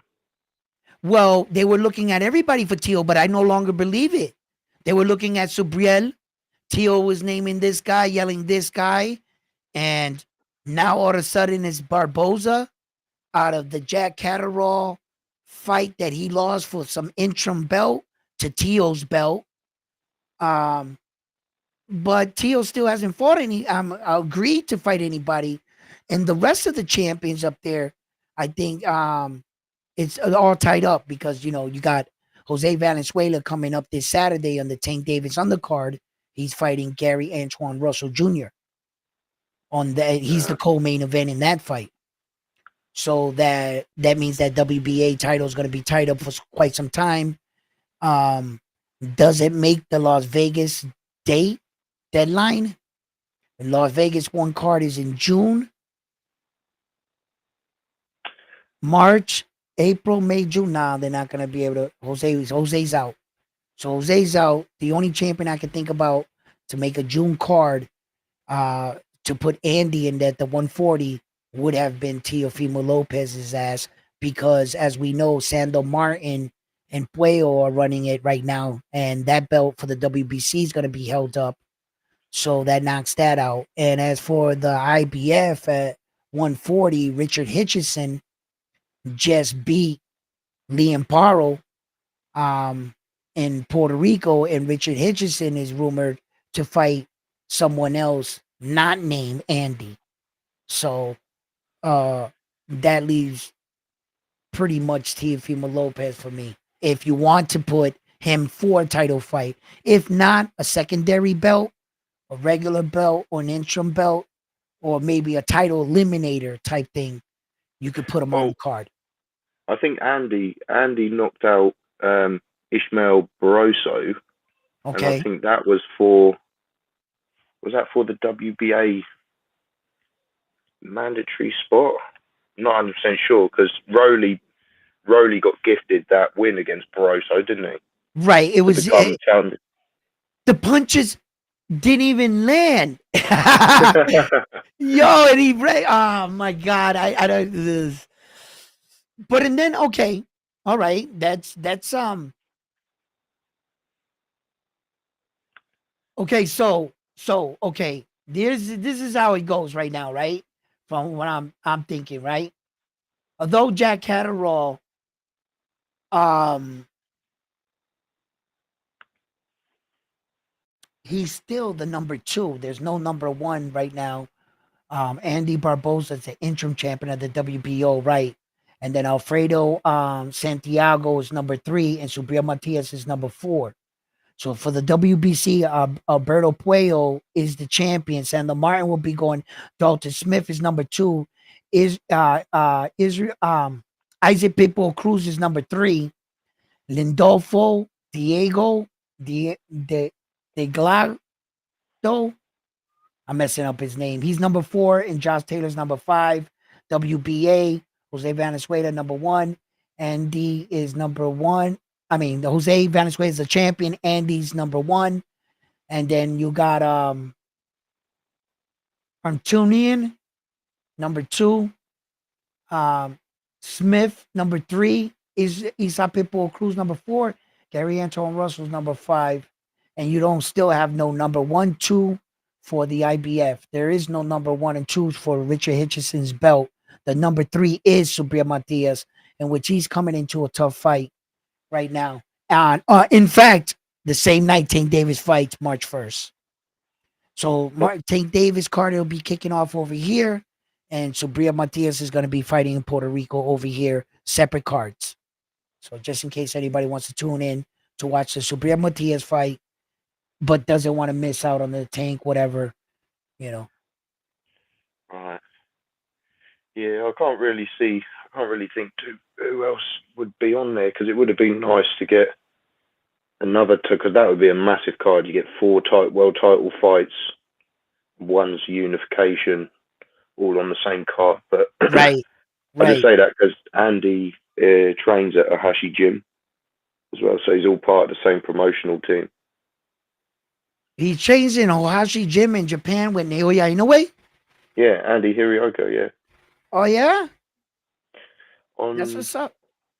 was it the TJ Doheny Inoue undercard? Yeah, you see him all there with the Ohashi tops and everything, and Yeah, you but see I his thought old they. man. You see his old Yeah, man ringside for Takuma and stuff like that. I thought they were just. I saw a post with Naoya Inoue, and he had posted and said that like uh he always enjoyed training with his friend and this and that, and I kind of just assumed that sometimes when you're in town or you're going out to you'll share a gym, like you'll see fighters thanking Floyd Mayweather for opening his doors of his gym for them. They happen to have a fight on that side of the world, and it's very common that fighters share gyms with each other. I just thought that was a one-off, but now he's there, huh? And that's where he fights out of now. Yeah, he's been there for a little while, but I think out in Japan it's very regimented. Like you can't just be turning up at another because the gym owner is basically a promoter Hmm. out there. Yeah, So like every gym is their own, promoter from small all the way up right. to Hashi, and you got Tekken Promotions, which is the Ohashi biggest. was a pretty good fighter himself. Yeah, he weren't bad. It was okay. He was okay. He did his little thing, and he became a boxing promoter and everything, and and the rest is history. What Naoya Inoue has done for Japan is truly remarkable. I mean, even for his brother, it must suck being Naoya Inoue's kid brother. I've talked about this on some shows, like everybody's expecting you to do what your brother does or have that kind of punching power, and he's like the opposite. He's got all the skills his brother has, not all of them. I would say that his decision making for when and where to throw the punches, that's where Naoya and his brother separate. The when and where. But definitely they also separate when it comes to power. When Takuma's being revered as at one point in time four champions that were champions at the current time that didn't have punching power. They had Sonny Edwards, Stephen Kubo Fulton, Takuma Inoue, and I was like, that was a list you don't want to be on. It's good that you're a champion, but they're revealing you champions without punching power. Yeah. And when your brother is like a champion with some of the greatest punching powers we've ever seen from a guy that size, it's just a complete opposite. And it's crazy because Takuma I bet he feels at times that he has to live up to his brother's what his brother's doing. That could be tough for but he recently lost his belt. You got fighters like that Superboy kid in Japan. I can't pronounce his name properly, but I'm very aware of who he is. And Which one is he in the the one that 118? the one I can't say his name. He has the WBO championship and four weight classes. Oh, you're talking about oh, I there's just two. can't. I know exactly who You he got is. I've seen his fights. Huh? you got Kosei Tanaka, who is the fastest ever four weight world champion, like in the Right. world. Right. But then you've also got, I don't think, Kenshiro Taraji, the gold, was it? What's his nickname? I can't remember his nickname now. They call him something out there, but I think, was he a two weight world champion? No, but I think you're talking about Kosei Tanaka. Yeah. I just can't say their names, man. And sometimes like I'll say their names and the translator or whatever, or like the glamoury, right? I'll say Naoya Inoue and it'll type out Norway. And all the names I put for the Jap, it never types their name, or it's a nightmare to get the pronunciation. You gotta go look it up to type it, and then no sooner that I spend 20 minutes in my room trying to pronounce the name, I go live for 5 minutes. I forget how to say it. It just I can't I don't know if it's just I'm not used to pronouncing names like that. I'm not sure if that takes a while, but or it's just me as a person. I just man, some of these names like I was trying to say Bereka check. It was like brick check and the translation. It was like brick check something. It was crazy. So yeah, man. But yeah, that's a pretty good idea what you have for that fight card in Las Vegas. I'm definitely trying to save up, and thank you for all your donations and everybody that's sending the love in the super chat because that's what I'm trying to save up to. I want to go see that Naoya Inoue fight in Las Vegas. In fact, it's on June 14th, my birthday. That is actually my birthday. Not the next day, not the day of. My birthday is June 14th.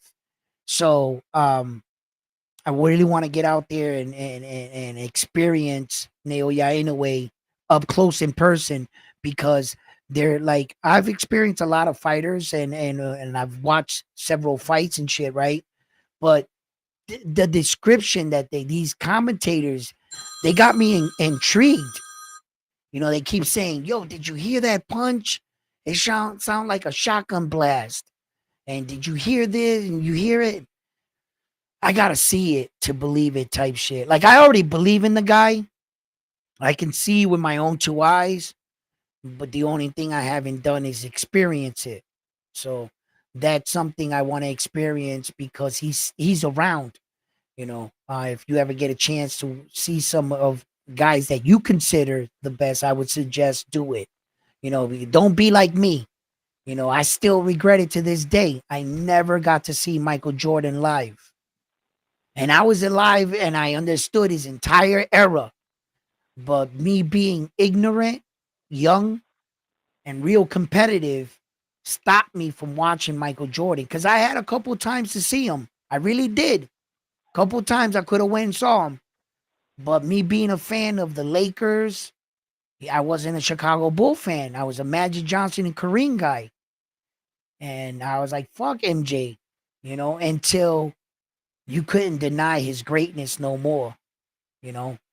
Right around the time he had the 3P, his father was fatally killed, and he came back to the sport and did another three. But that time, I never got to see him, so I don't want to pass that up. I met Mr. Tom Brady. I'm from Boston. I've been to the parades. I got my own replica of his accomplishment, Vince Lombardi Trophy. It's a pretty cool thing. In fact, this is Tom Brady's first trophy. This is Super Bowl, the first one he won against the Rams. That's the one I got. If I was going to buy one, it was going to be the beginning. Although that Atlanta trophy it's a real strong trophy. That's the one I was going to go with. You always want to go to where everything started, right? So, but I love boxing. And if I ever got to see one of the elite legends, when it's all said and done, I believe Naoya Inoue is going to be placed among the best to ever laced it up. He's going to be in that kind of conversation, whether you agree with it or not. He's going to be in that room. First, you got to meet the qualifications. We have to look over your resume. What did you accomplish in order to get into the conversation? Once you're there, they're going to tally up everything you did. Then you enter another room where they start to talk about you like the best who ever done it.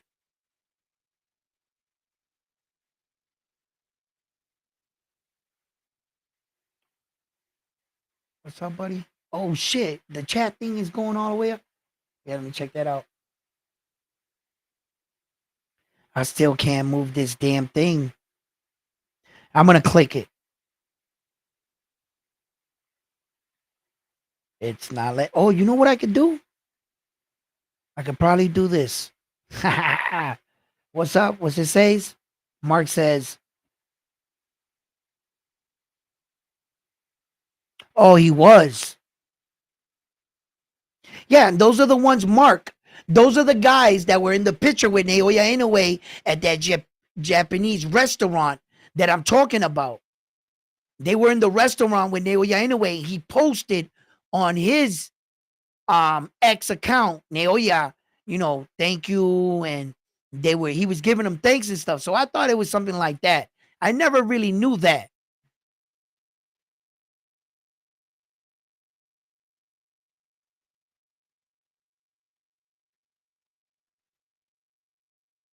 You want Shakur to outbox Tank's ass?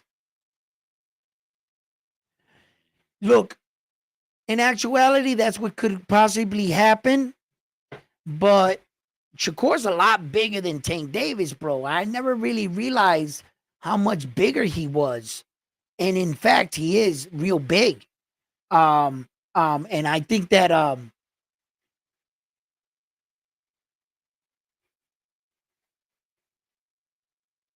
I can't say definitively that Tank Davis doesn't want to fight Shakur Stevenson because he fears the fact that he'll lose on points. Because that is the elephant in the room. That's what, if we were to see a Shakur Stevenson Tank Davis fight, if anybody was to see a victory for Shakur Stevenson, it would be more on the line that he would outpoint him. I don't think he were anyone saying that he's gonna knock out Tank Davis, right? So same thing goes for Tank's situation. When you look at Tank Davis's situation, which way do you see the victory? You see Tank Davis knocking out Shakur Stevenson. But what you don't see is Tank Davis outpointing Shakur Stevenson. So when you break down the fight in your head, you acknowledges the strengths and weaknesses of both fighters. What does that spell for you? The only time I'm going to be able to is when I see that fight actually take place. You know, you would like to think that Shakur Stevenson would stay on the outside all night, keep Tank at the end of his punches. We've seen many boxers try to do that same strategy to Tank. We've seen elusive fighters, athletic fighters try that same approach. Ask Mario Barrio, ask Frank the Ghost Martin, ask all the boxers, Leo Santa Cruz.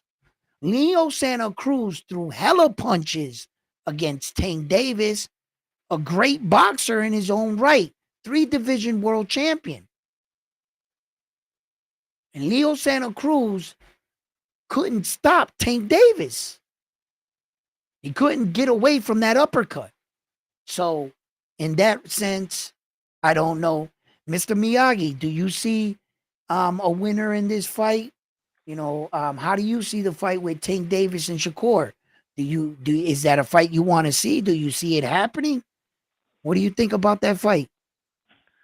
Um, it's an interesting one because you see a lot of Tank's fights, and sometimes it's more in the lower weights when he was at. Was it when he was at featherweight, like when he had just started, and then he moved to 130? He was boxing like he would box, you know, and then obviously he was powerful, so he'd be knocking guys out like nobody's business. But just recently, you know, since he got to 135, he's got more into that counter, just all counter punching. I'll just let you fire off. I'll just weather the storm. Little bit of pressure, just keep increasing the pressure, and then there's my opening, bang, you're out. Right. But with Shakur, it's a weird one because a lot of fans and a lot of people forget that Floyd Mayweather exists. Yeah. A man who, towards the end of his career, when he became Money Mayweather, didn't really punch to knock people out. He would just score the points. I'm not saying that Shakur is anything like Mayweather, but the whole idea of a person with not like very little power or perceived very little power, outpointing the bigger, stronger, more technical punchers. So it's kind of a toss up. Like you would have to literally see them in. I would know within the second, like the first 2 rounds. Right, I'd right. know how That's that what I fight's going to say. go. Right. That's exactly what I said. That's something I would have to see. Now, similar situation is where you saw Saul Canelo Alvarez at young 23, power puncher, fighting old veteran as Mayweather at 36, and where you saw the skills really showcase that the Mexican fan base were saying as soon as Saul Canelo Alvarez cracks Mayweather several times, he's going to wilt under the pressure. Problem is that punch never landed, and Mayweather proved that he was on a different level. As far as you know, Tank Davis or Shakur, they're no Mayweather. Although they want to act like they are Mayweather, at least Mayweather fought some people. These guys ain't fought nobody. You're gonna look at a fighter like Tank Davis' resume. He fought Frank the Ghost Martin, Ryan Garcia, Hector Luis Garcia, Rolly Romero, Isa Pitbull Cruz. Those were his last 5 fights in a row. That's exactly who he fought. And not one person I mentioned was a champion at 135. The only champion on that list was Hector Luis Garcia, and he was a champion at 130. I don't think that counts at 135. And those are the fighters that Tank Davis fought at 135. His last fight before entering at dropping back down to 135 when he fought Isa Pitbull Cruz was Mario Barrio at 140, where he fought him for a secondary belt at the WBA regular belt, right? So at 135, that's where he's champion. That's where his legacy is being talked about. He's fought no world champion. In fact, he was the interim champion until Devin Haney moved up to 140 to fight Regis Progress, where that Devin Haney relinquished the remaining of the belts he had still at 135. Tank Davis was informed that the WBA was going to upgrade him to the super championship status. He was going to be awarded super championship status. In that moment, Tank Davis knew he couldn't accept it because he went on record calling Devin Haney an email champion. Lo and behold, 2 years later, they would end up emailing him that said belt. So what he chose to do was fight Frank the Ghost Martin. And on that night, once he beat Frank the Ghost Martin, he was awarded the belt. And he felt like ceremoniously he fought a fighter for the belt. Here's a problem with that. Although they dressed it up like that, they had Tank Davis out there in his high heels with his skirt, makeup on, looking real pretty, right? The truth is, Frank the Ghost Martin never fought for a world title in his life. Never competed for one, never owned one. Wasn't a former world champion or a current. Meaning, you're not worthy. Who you are as a fighter doesn't solidify my claim as a champion. Because the whole thing behind a champion and winning one of these belts is the name that goes behind it. Meaning, what champion did you beat for the belt? What was his name?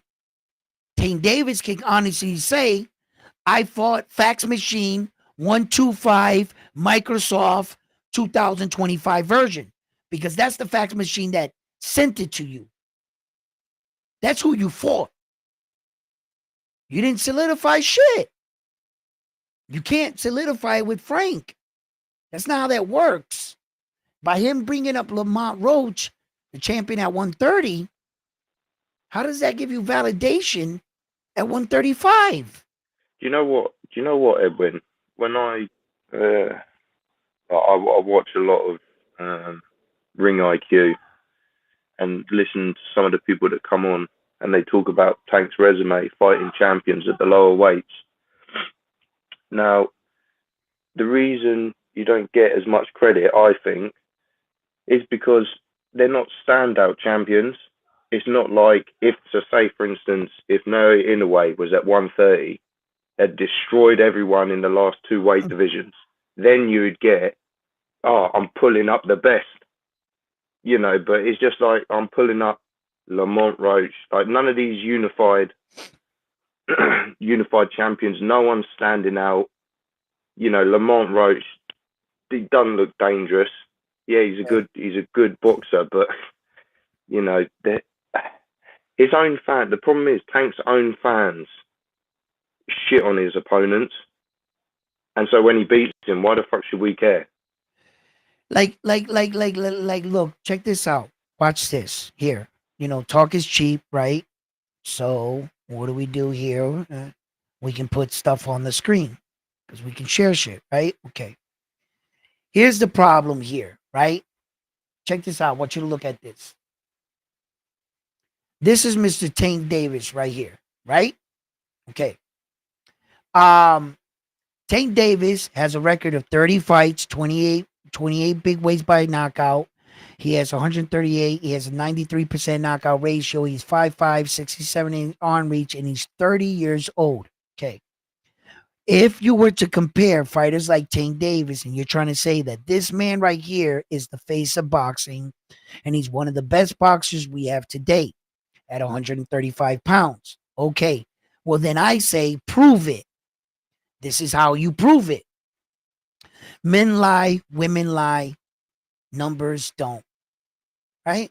2 plus 2 adds up to 4. That's how we do it.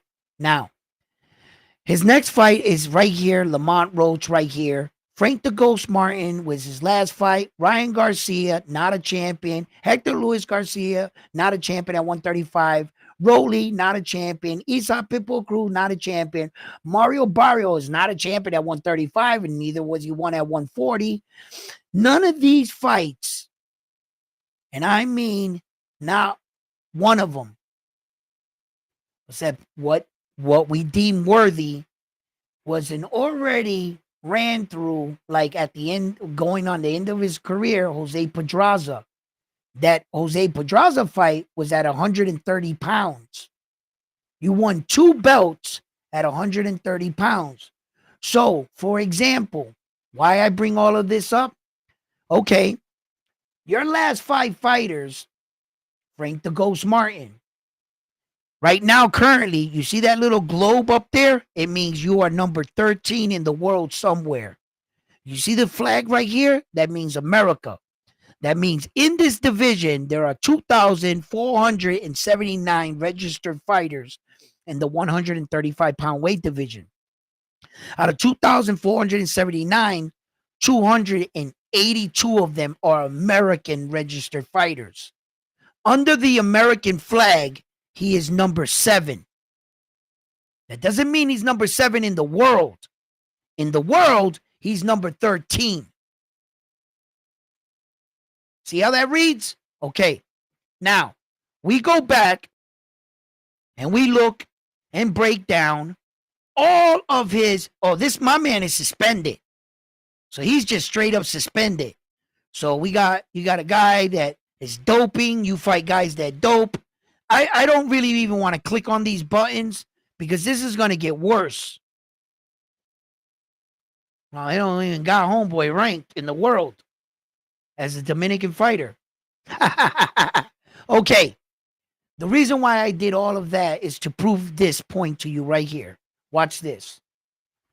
This is my point. Wait. Why isn't it typing? Oh.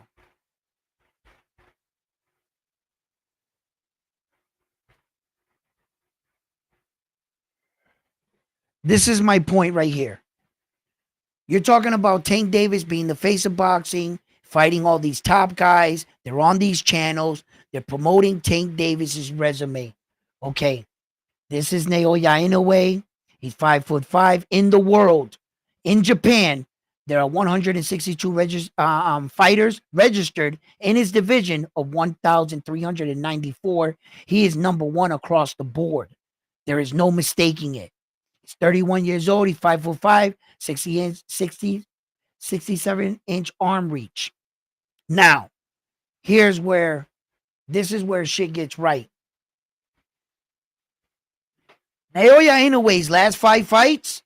Let's see what his last 5 fights were. 1, 2, 3, 4, 5. And Naoya Inoue's last 5 fights, as you can see right here, he fought Stephen Kubo Fulton, was a unified world champion, undefeated, moving up in a weight division, being the challenger to challenge him for his 2 belts. He fought a unified world champion. In his next fight, he fought Marlon Tapales, which he had the remaining of the 2 belts, another unified world champion. In his next fight, he fights Luis Pantera Nari, the number 1 WBC contender. Then he fights, which he had to, TJ Doheny, because Sam Goodman wanted to fight a tune-up fight, so enters TJ Doheny, which, yes, in fact, the WBA had him down at a number 2 ranking, right? And then since Sam Goodman pulls out on, 10 days notice, they gave us this guy. Same situation for Shakur Stevenson. This is not his fault. That's not Shakur Stevenson's fault. He had to fight Josh Padley on 2-3 days notice. It's not Naoya Inoue's fault. He had to fight Yi Jun Kim on 10 days notice. So, for instance, Tank Davis can be the face of boxing. He can be the face of boxing on fighting guys that have no championship experience, have never competed for world championships, and he can get the credit for being the face of boxing. Naoya Inoue only fights undisputed world champions, number 1 ranked opponents, and he's what? Compared to who? Who the fuck is Tank Davis fighting? What undisputed champions did he fight? How about 2 in a row? How about unifying all 4 belts in 6 months? How about unifying 8 belts in a calendar year? In 1 year?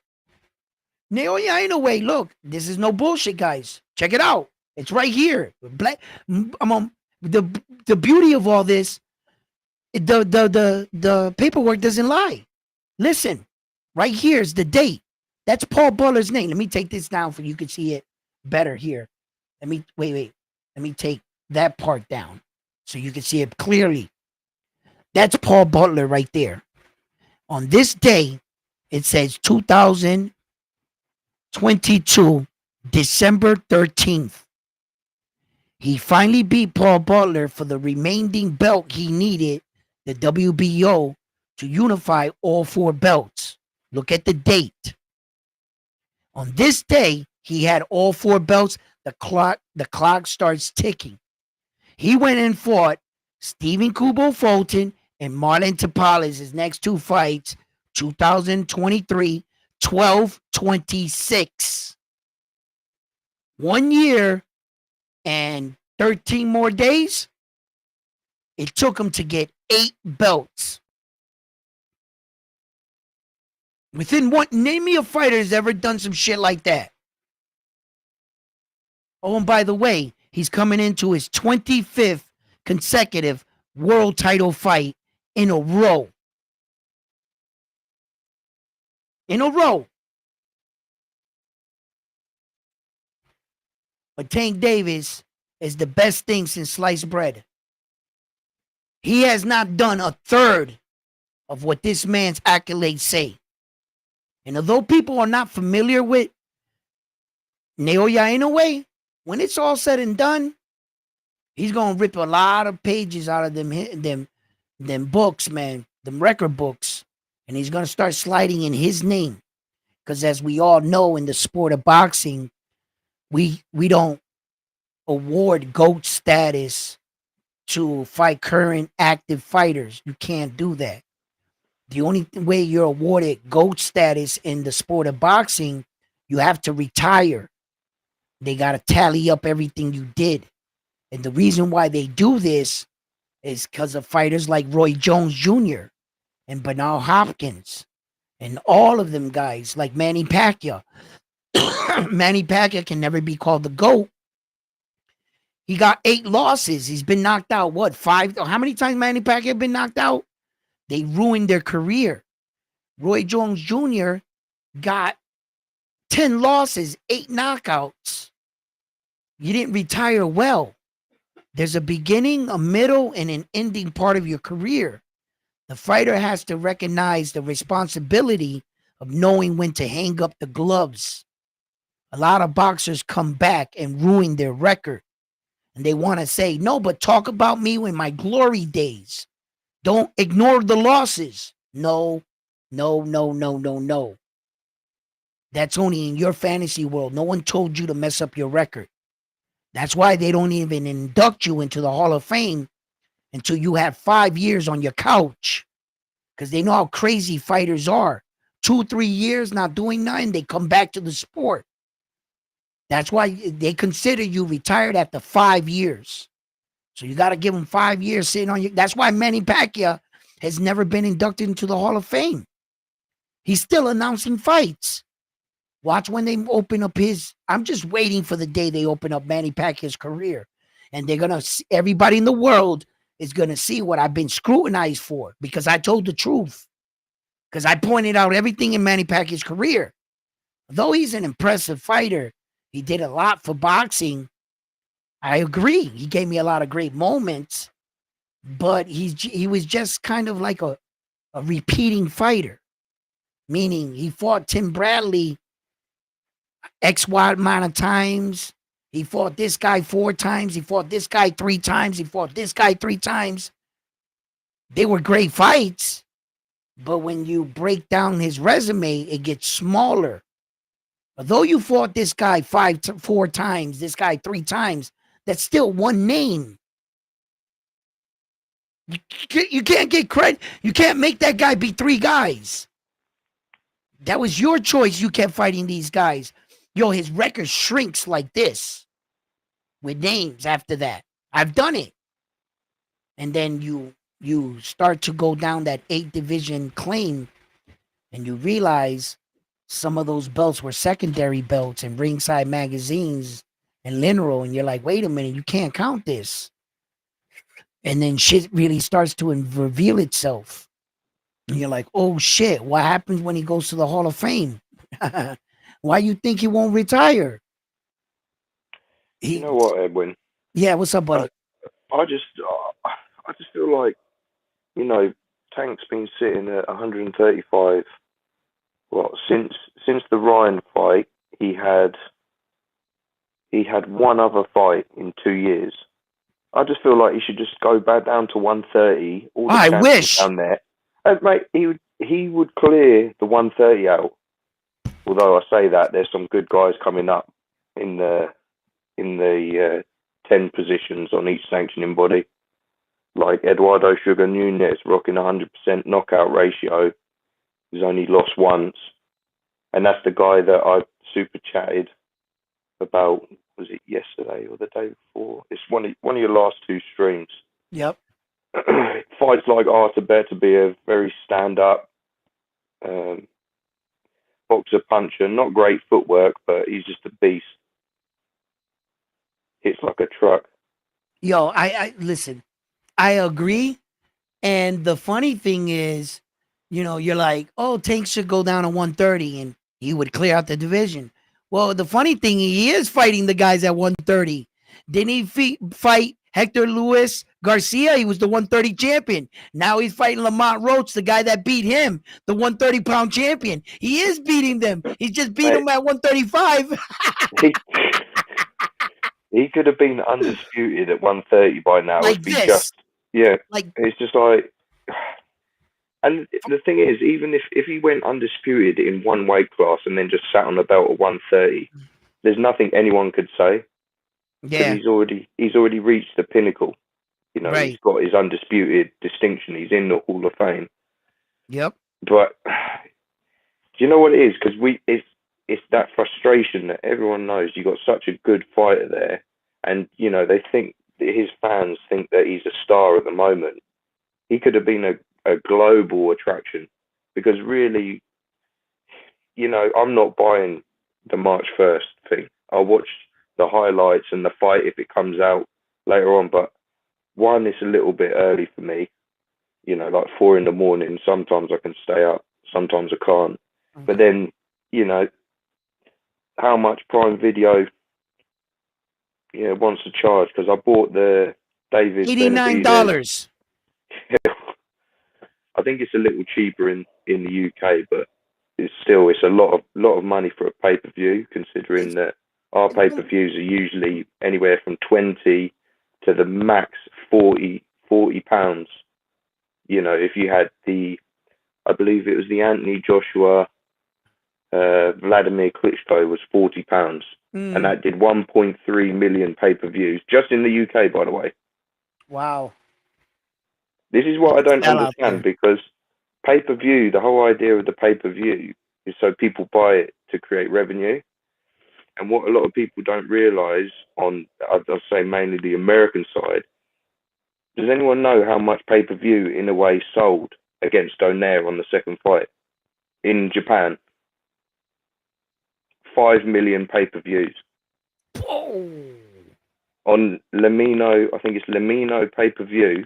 Yeah, it might not have cost much, but 5 million people tuned in and bought a fight. That's impressive.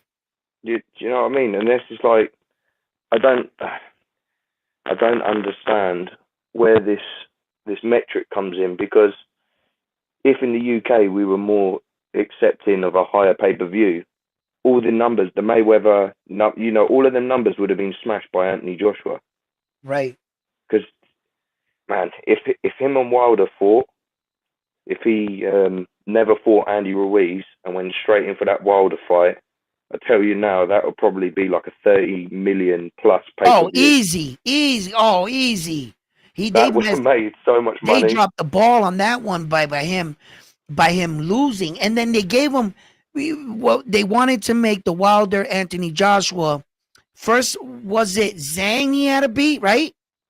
Zhilei Zhang? No, And then Wilder lost to Zhilei Zhang, and then he fought Parker? Yeah. Yeah, he was given 2 opportunities. Turkey Alashi was talking it up. They said, Deontay Wilder, go in there, you beat Zhilei Zhang. We're going to put you against AJ. He loses. Then they brought it back up again. You go in there against Josh Parker, beat him. Joe Parker, you beat him. We'll put you against AJ. He loses.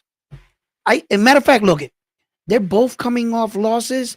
And ironically, I still want to see that fight. If you were to take Deontay Wilder and announce AJ fight, I've been wanting to see that fight for so long. Even though Wilder, it was exposed for the fighter, but look what AJ's going through. I'll still watch it. And the fact that Turkey put this massive fight card for $25, it's going to be hard for the PBC to turn around and try to sell me a Gervonta Tank Davis fight for $98 or $89, whatever it is. It's like basically $100. And then on that very same day, you mean to tell me I have an option? You gave me an option to something else to see. So Subriel Matias is fighting on that same day. And I can watch that fight on like whatever network he's gonna broadcast rather than paying $100 for Tank Davis. Do you know what the Subriel fight is getting streamed on? No, but I can definitely find that out for you. I want to know. I'm not sure if it's DAZN. I was going to say DAZN because DAZN had history with Ed Hearn, but DAZN is not hosting this event. I don't know if they got their same platform, DAZN platform, because Ed Hearns is not with them as a promoter. That I got to check into. And that's a very interesting point. I'm going to have that for you guys, and I'll put it out for you guys. That way you guys don't miss out on the fight before we get there. So, but we got a week. We're a week out away, and I'll make sure I'll get you guys where you can stream if you in fact want to go with the Matias. I believe the Matias fight is actually free. It'll be televised free. So rather than tuning in at $89 with Tank Davis, and you just saw this massive fight card. All you got on the Tank Davis card is really Tank Davis fighting Lamont Roach, which we're not asking for, but as fans, they're trying to support him. Okay, I get it. And then the next thing you got is Jose Valenzuela versus Gary Antoine Russell, and I can't lie, I really want to see that fight. But other than that, you just got Friday night fights. The rest of the fights are pro box. Hey, don't knock some of them pro box cards. No, pro box is a fucking gauntlet. No. Don't take that. If anybody took that like pro box, pro box, that if you could fight your way out of pro box, you're somebody. Because they really put the best guys fighting the best guys that they have sometimes. Sometimes, it's they'll get a card or two that it's really unevenly mismatched. But for the most part, pro box is really gladiator school. That's how I view it. That's gladiator school. You get out of pro box, you win a couple main events there, you'll get to the top to the world stage. You fucking right, you will. We need pro box. I love pro box, but it's like, and I meant that in the sense where when you watch pro box and you see those prelim fights that are like garbage, I meant it on that. I should have specified a little. But pro box itself, the cards and the fights they put, they great fights, bro. I like the fights on pro box. I be sitting there watching them all the time, you know. But sometimes just the bigger ones. Some of the smaller guys, I don't got time to like watch every fight in the world. I got shit to cover. But yeah, yeah, Angelo Leo made his um, redemption arc through pro box. yeah, He got some brutal knockouts coming into 126. yeah. That one against Bernardo Lopez. Oh yeah, I think Bernardo won. It was a kind of combination of all of them. It looks like a big one punch knockout, but his head was getting rung all that yeah. fight. But the way he caught him, like with that overly just on the top, and he fell like a tree. It looked like a straight one punch walk off grand slam. You know, Wait, who are you talking about? I'm talking about uh um um uh Leo Le, Leo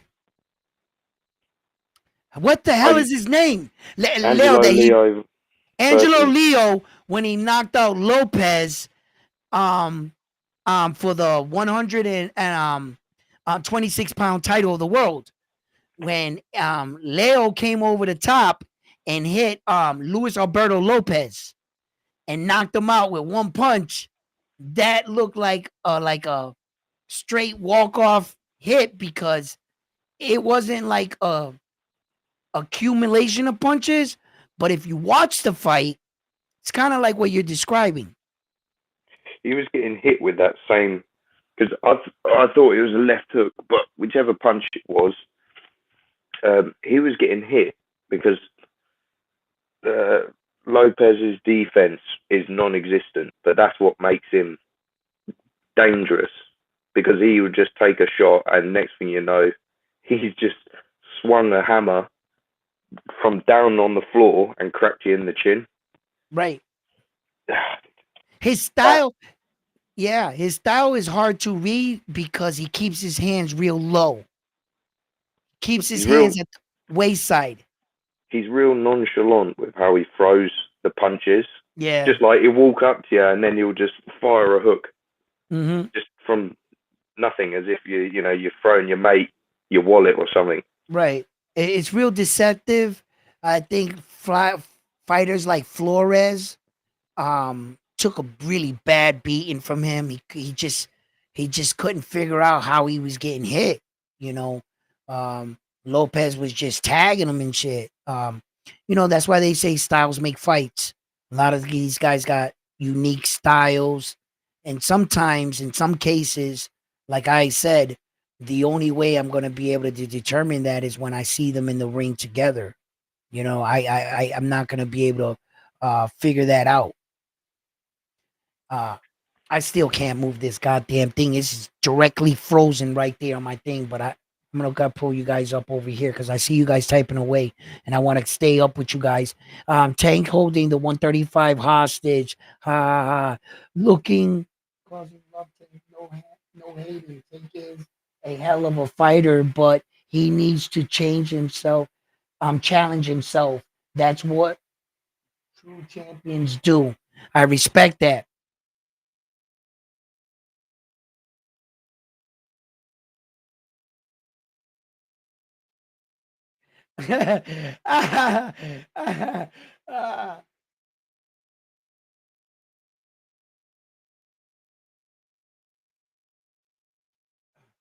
Who said Rolly was better than anyone in Naoya Inoue's resume? No one ever would ever say that.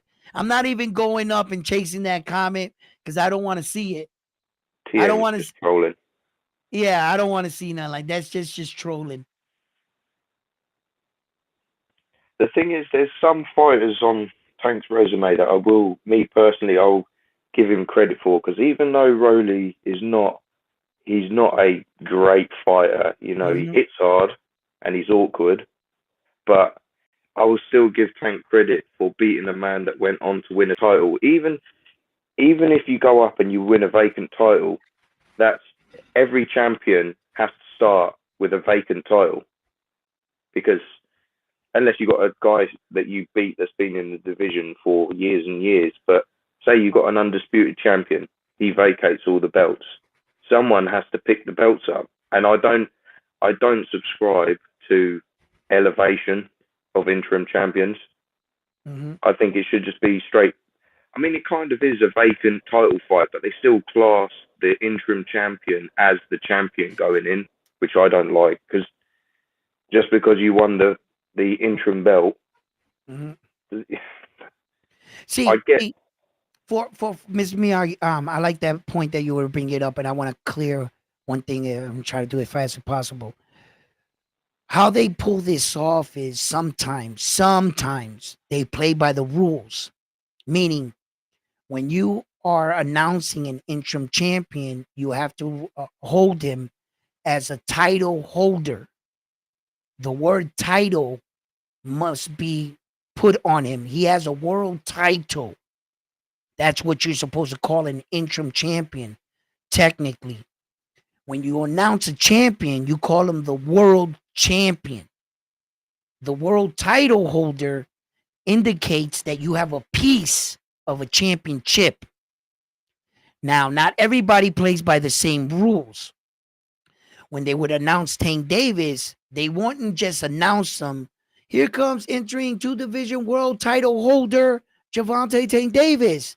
They got ballsy and they started announcing him. Here comes three division world champion Javante Tank Davis, world champion. Because technically, the announcer can say anything. It doesn't, you know what I'm saying? What's up, Bam Bam? How you doing, baby? In the building. It doesn't it doesn't really like, mean he's lying. If at the end you want to call him out on him, they'll just switch the word from champion to title holder. And that's how you're supposed to identify an interim or a regular champion. Like that. And those are the subtleties in boxing, like that. What's up, Bam Bam? How you doing, brother? Good to see you in the building. What's up, man? And yeah, man. So I look, all the confusion, all these guys being named or labeled champion, being awarded belts by via email, not fighting any real champions to solidify your championship claim. In the rules of the sport of boxing, it's one thing to get a belt, it's another thing to defend the belt. You are awarded championship full status when you win it and defend it. Among champions, you've completed the ritual. You've done both. Now, if you lose from here, no one can take that away from you. And I understand in the record books, look, I'm with you. Once you win it, you win it. You're a champion. Whether if you lose it on your first title defense, that doesn't take you away your championship. But amongst champions, winning and defending is something you completed as a champion. Okay. So the fact that you have to fight another man physically for the title, you're supposed to beat the champion. When it goes down in the record books and the history, when Muhammad Ali won that title, who'd he beat? Sonny Liston. That's the name. What did Sonny Liston do? Oh, well, he did X, Y, and Z. He was a great champion in his own right.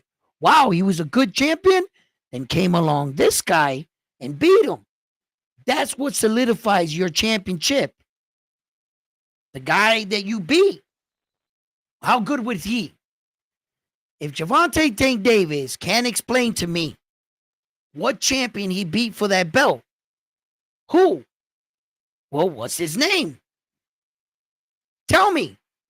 You can't use Frank the Ghost Martin. He was never a champion, neither a former or a current. You you didn't solidify shit.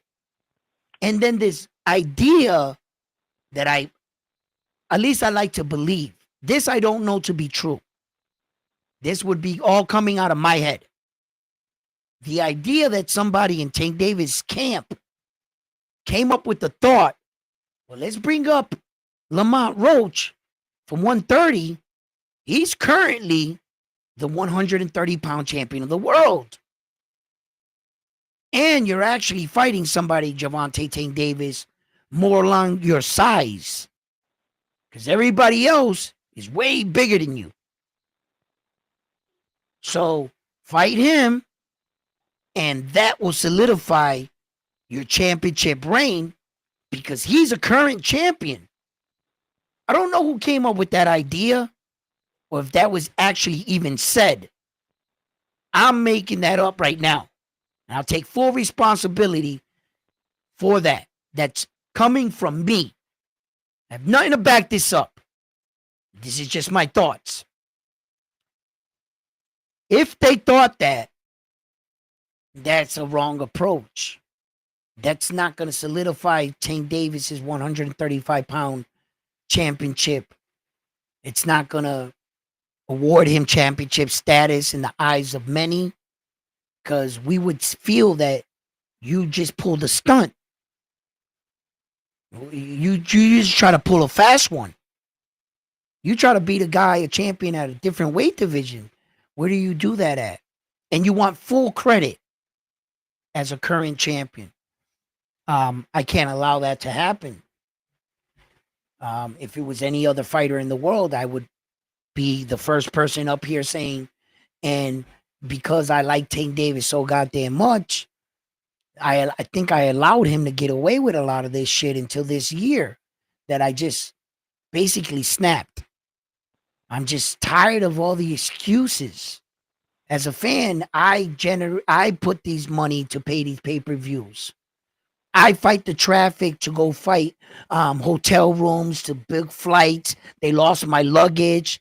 My dinner reservation was canceled. Fucking, it's raining tonight. All to make it out to a Tank Davis fight to find out really the opponent he's across from. I really never wanted to see that fight. But I'm sticking in as a fan to show my support. Fucking 10 years later, man. We're still here. Tank, you didn't fight no one. None of the four horsemen. Nobody? You mean to tell me Ryan Garcia is doing better shit than you? Ryan Garcia at least called you out. You didn't call Ryan Garcia out. And Ryan Garcia fought Devin Haney. That's more than you can say. So many wasted opportunities with Tank. Because I remember when I watched the Devin Haney versus Lomachenko fight, and I remember Shakur jumped in the ring, and that's when Devin Haney was like, he was saying, "I'm number one," and I was just thinking, it's just quite like I don't get. And I understand the economics of it. You know, everyone, all the promotion companies want a certain money percentage and stuff like that, but it's just a waste because that's how you let your sport die. And this is why I feel like, especially in America, the way the professionals, especially at the lower levels, is not run as a sport. This is why you see fighters coming out of Eastern Europe and, you know, Asia with something like 10 fights and they're world champions because of their how they go through the amateurs and pros in the professional leagues. They have area championships. Then they got, I think in Japan, they got regional championships. And something like every 2 years, they have to fight the number one guy in their area. And it's a big tournament. So the guy that comes out unscathed, like Naoya Inoue, like Junto Nakatani, like Yoshiki Takai, like all the champions at 118 pounds, all came through that system, you know that these fighters have all been tested. And even when you see ones that have lost, there's a reason, because you look at the guy that they fought, that guy has beaten everyone else, and they were mandated to fight. So that's why you get such, yeah, I think you get such exciting fights. Especially, I'm a little biased because in a way he's one of my favourite fighters. Same thing with Junta. I really follow the 118-pound division and the 122 with like eagle eyes. And it's just always intriguing to me because in the UK we have something similar, but it's not as refined as Japan. Like if all boxing in the world was run to the way that Japan has run for your prospects, you would have a lot of prospects with losses, but actually they would come out with less fights. They might have a loss or two, but they would be polished because they fought all of the young guys coming up. And this is also why there was some talk about Kamel Moulton fighting Abdullah Mason, and people were saying, "Oh, it's too soon. It's too soon. You know, you don't want one of them to lose." And I'm thinking, why not? Because the thing is, if they fight now, Kamel can get a better ranking over Abdullah if he beats him. But then two, it's experience, win, lose or draw, and then also if both of you happen to get titles, now you've got a revenge unification fight or title fight, and it just sells. But no one looks at that. There's just all like, everyone talks about the Mayweather effect. Keep your O. And I don't understand why fighters have got to have like 20 plus fights before they fight for a world title. Just get them through the rankings. Like how is even if you've got to pull a 38-year-old ex-world champion just to basically go through the prospects, but then it's all experience because they fought someone that they might not be at their prime, but they were at that world level at one point. So you can't ever say, oh, they're not at world level. Well, no, actually, they beat a guy. Yeah, he wasn't in his prime, but they beat a former world champion to get their ranking into the top 10 of the sanctioning body. Because at the moment, as it stands, you see too many fighters with lots of wins, and they fought no one. Like there's no champions. There was no one that was ranked in the top 10 of any of them sanctioning bodies. This is what I don't get, because you see a lot of names in the 135, and I'm thinking, right, why are a lot of the people below the champions are not mixing it up from other organizations, getting the names swirling around, but a lot of people don't want to lose. And Zepeda sitting at number one for all four for God knows how long is just ridiculous. Yeah. And I just want to point out what Mr. Miyagi is saying here. It's very important, and it just went over our heads Saturday night. The difference between American fighters and the United Kingdom and Brit fighters and a lot of Asian fighters from that side of the world, those fighters are not trying to protect the O. When Josh Padley got that phone call against Shakur Stevenson, he was undefeated. He was quickly on the plane, ready to challenge himself, daring to be great. In the sport, he got a phone call for the very thing we're competing for, these belts. He did not shy away. Not like an American fighter. He wants to ask you if you're selling tickets, if you got a big promotional company. Maybe this fight is too early for me now. It's a risky fight. Josh Padley didn't think about any of that shit. He talking about opportunity and changing his stars. They have a different mindset over there. They're not swayed by the Mayweather era or the Mayweather protect your old thing. No, these guys are fighting to be the best, or the best at least that they can be. And when opportunity comes a knocking, they're answering. Not American guys. Nah. The coaches say, nah, live to fight another day. 3 days notice. You're going to go in there and you're going to lose, kid. You're going to lose your undefeated record, right? And it seems like they don't really have, or they're not teaching anyway, that real warrior spirit. That warrior spirit that means that if we were two men, we entered the room and we were fighting and we were fighters in the same division, I can't walk out this room knowing that somebody in this room thinks you're better than me. I'm going to tell you right now, I don't got no hair on my tongue. And there's not going to be, I wait for you to leave the room. No, we're going to have to settle this. I want to fight you, and I hope you want to fight me. And that should be the mentality. In today's era, these guys are cool with a participation trophy. They're cool being second place. And there are a bunch of second and place guys talking like first place. You know why? Because that's how they raising them.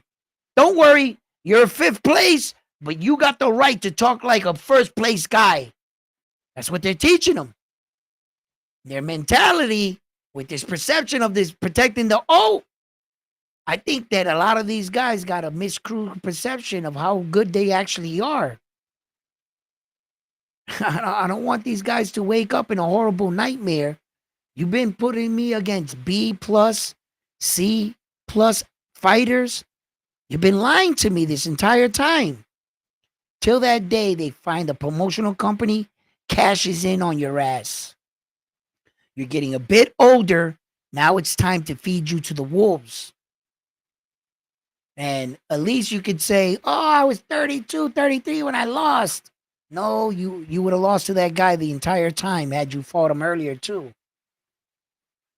And I think that what Mr. Miyagi said about these guys being different in the approach to boxing, their approach to boxing is a more honorable way. Let's shut your mouth. Let's get in the ring, and let's find out who the best man is. The way that they're doing it over there, now they're trying to do it over here where they're running a tournament. The WBC president Mario Suleiman announced this 42 countries are going to compete in this tournament, which all the organizations are getting behind. And it's no secret that you might have got the idea from them. Super Series of Boxing, World Series of Boxing, the Commandant Muhammad Ali Trophy. Where do you think that all spawned from? Them. And when the Asians and all of them and the Philippines put these tournaments together, whoever comes out of that, guess what he is? Battle tested. Battle ready to go on fight for world titles. You're molding real champions. Not these guys that are going to sit in the locker room in front of a mic. Yeah, I want the fight. When it's time to sign, I don't want the fight. I can't take that fight. It's too risky. Too much on the line. Hear me? Yeah. Give me fights. I've got another point as well. Going to the tournaments, like the Boxing World Super Series. Coming, like watching the last Crescendo fight card, I remember people giving predictions, and so many American fans, boxing fans and pundits, just wrote, or like they just looked at Callum Smith and said, "Oh, he's not that good." Like, this man won the Boxing Super Series. Was it at 168? I don't remember. He unified. I'm not sure if it was 168. No, I think it was 168 because didn't he move up? No, it had to be 168 because then he fought Canelo there. Yeah, because he was a lineal, wasn't he, at the time that Canelo fought him? That's how Canelo won the Ring magazine belt off of him for that fight. Yep. Yeah, so he won the World Boxing Super Series, and people were acting like just because you got beaten by Canelo Alvarez and Artur Beterbiev Arthur. that somehow you're no good. So you mean their argument is you lose to the top Mexican fighter in the world, the undisputed champion, and then you lose to the top in the 175, which he's undisputed champion. So the two people you lost to are undisputed world champions. So it took undisputed world champions to beat you. Anything other than that, you don't lose. Somehow, Callum Smith is garbage. Somehow, which I hinted to the notion that, okay, a lot of people are saying that David the Monster Benavidez needs to fight the winner of Arthur and Dimitri Bivol, and I disagree. I don't think David the Monster Benavidez has earned the right to fight the winner out of that fight. He fought 2 times in the division. One of the guys wasn't really ranked in the division, and David Morrell. You haven't fought any of the top guys to really award yourself. What you have is a following and a pretty good name. I'm not going to say the biggest name in David the Monster Benavidez, but he has a pretty decent sized name. And that's what you got. Now, as far as competition, and rightfully so, deservingly or getting a shot at those belts, well, Callum Smith just fought. So I said, right, why don't you take the winner out of that fight and to put him to fight against David the Monster Benavidez, whoever wins out of that fight fights, had Arthur won, that was the way I would have, doing it. But Dimitri Bivol won now. I'm not sure if they're going to run it back again for a third time. I don't know what they're going to do. Yeah, that's looking like the plan. Yeah, so I don't know what's going to do. But in the meantime, if they do decide to run it back, you could put David the Monster Benavidez versus him, have them fight. The winner out of that rightfully deserves a title fight with them. Well, don't forget, that would be another unification for interim titles. He'll have 3. David the Monster, he'll be the king of the oh my God, the interim titles. Do you know what, that I could actually see, and I'm going to put this down now, and you can write this down for a future 20. What do you call it? 2020 vision. Yeah. I think after Arthur and Dimitri fight, whoever wins will just vacate almost all of those titles, and David Benavidez will be upgraded on all the interim belts that he's got. So he'll be unified without fighting. I'm telling you now, because why are the sanctioning bodies allowing unification of interims? Because I thought that was a no-no. Either you're fighting for my championship belt or you're not. Right. Like we're not going to let you hold 2, so you can choose. Yeah, I'll get the WBA in that, because that's some bullshit. How can you become unified email? I could see it now. I'll put that down now. If they vacate, they will upgrade David Benavidez. Now check this out. If you don't think you should do that, right? How in the world are you supposed to defend the interim world championship? How does Gervonta Davis have 6 title defenses on that belt? Oh. You're not supposed to defend the interim championship. You're supposed to win it because of whatever reason the champion could not perform, or he had another fight scheduled, whatever. They gave you an interim belt to that way your career is not hold up. Your very next fight is supposed to be fighting the champion. How do you go on a massive title defense like you're putting up the interim belt like a real belt? That's absurd to me, and it happens every day. It happens every day. I do give Tank a little leeway in his career, because you look at the interviews when they were talking about Lomachenko, and Floyd Mayweather's standing there saying, oh, Tank don't need him. Like, you know, a couple more years, we'll let that go. And Tank's looking at him like, like we're gonna, like, I want to fight. I want Right. him. He's got that look in his eye, and I can't. When people turn around and say Tank never wanted this, I think there's nothing. It was No. all Floyd and his promotional team that kept Yes. him away, and now it's too it's too late. Yep. I think that's 100%.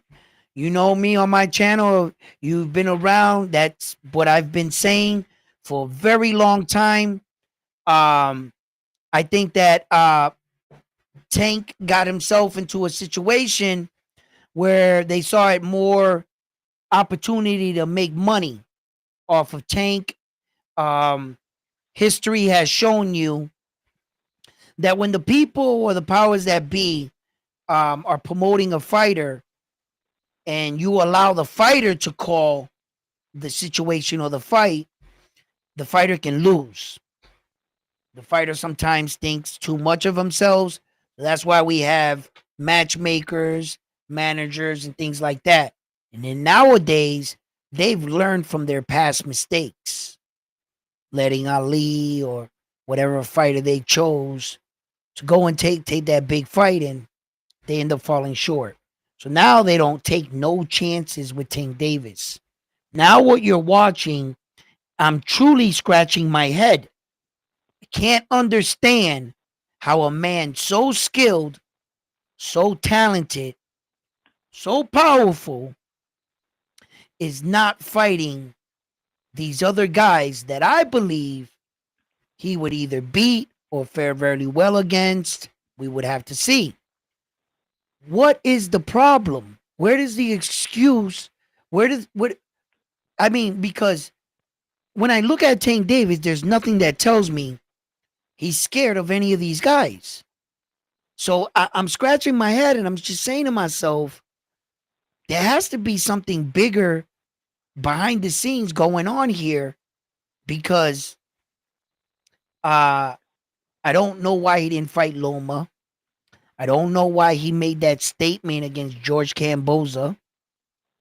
He had an opportunity to fight George Camboza out there in Australia because it was the fight initially was supposed to go to Loma. Loma opted out because he went to his family to protect his family during the war. So he went back home.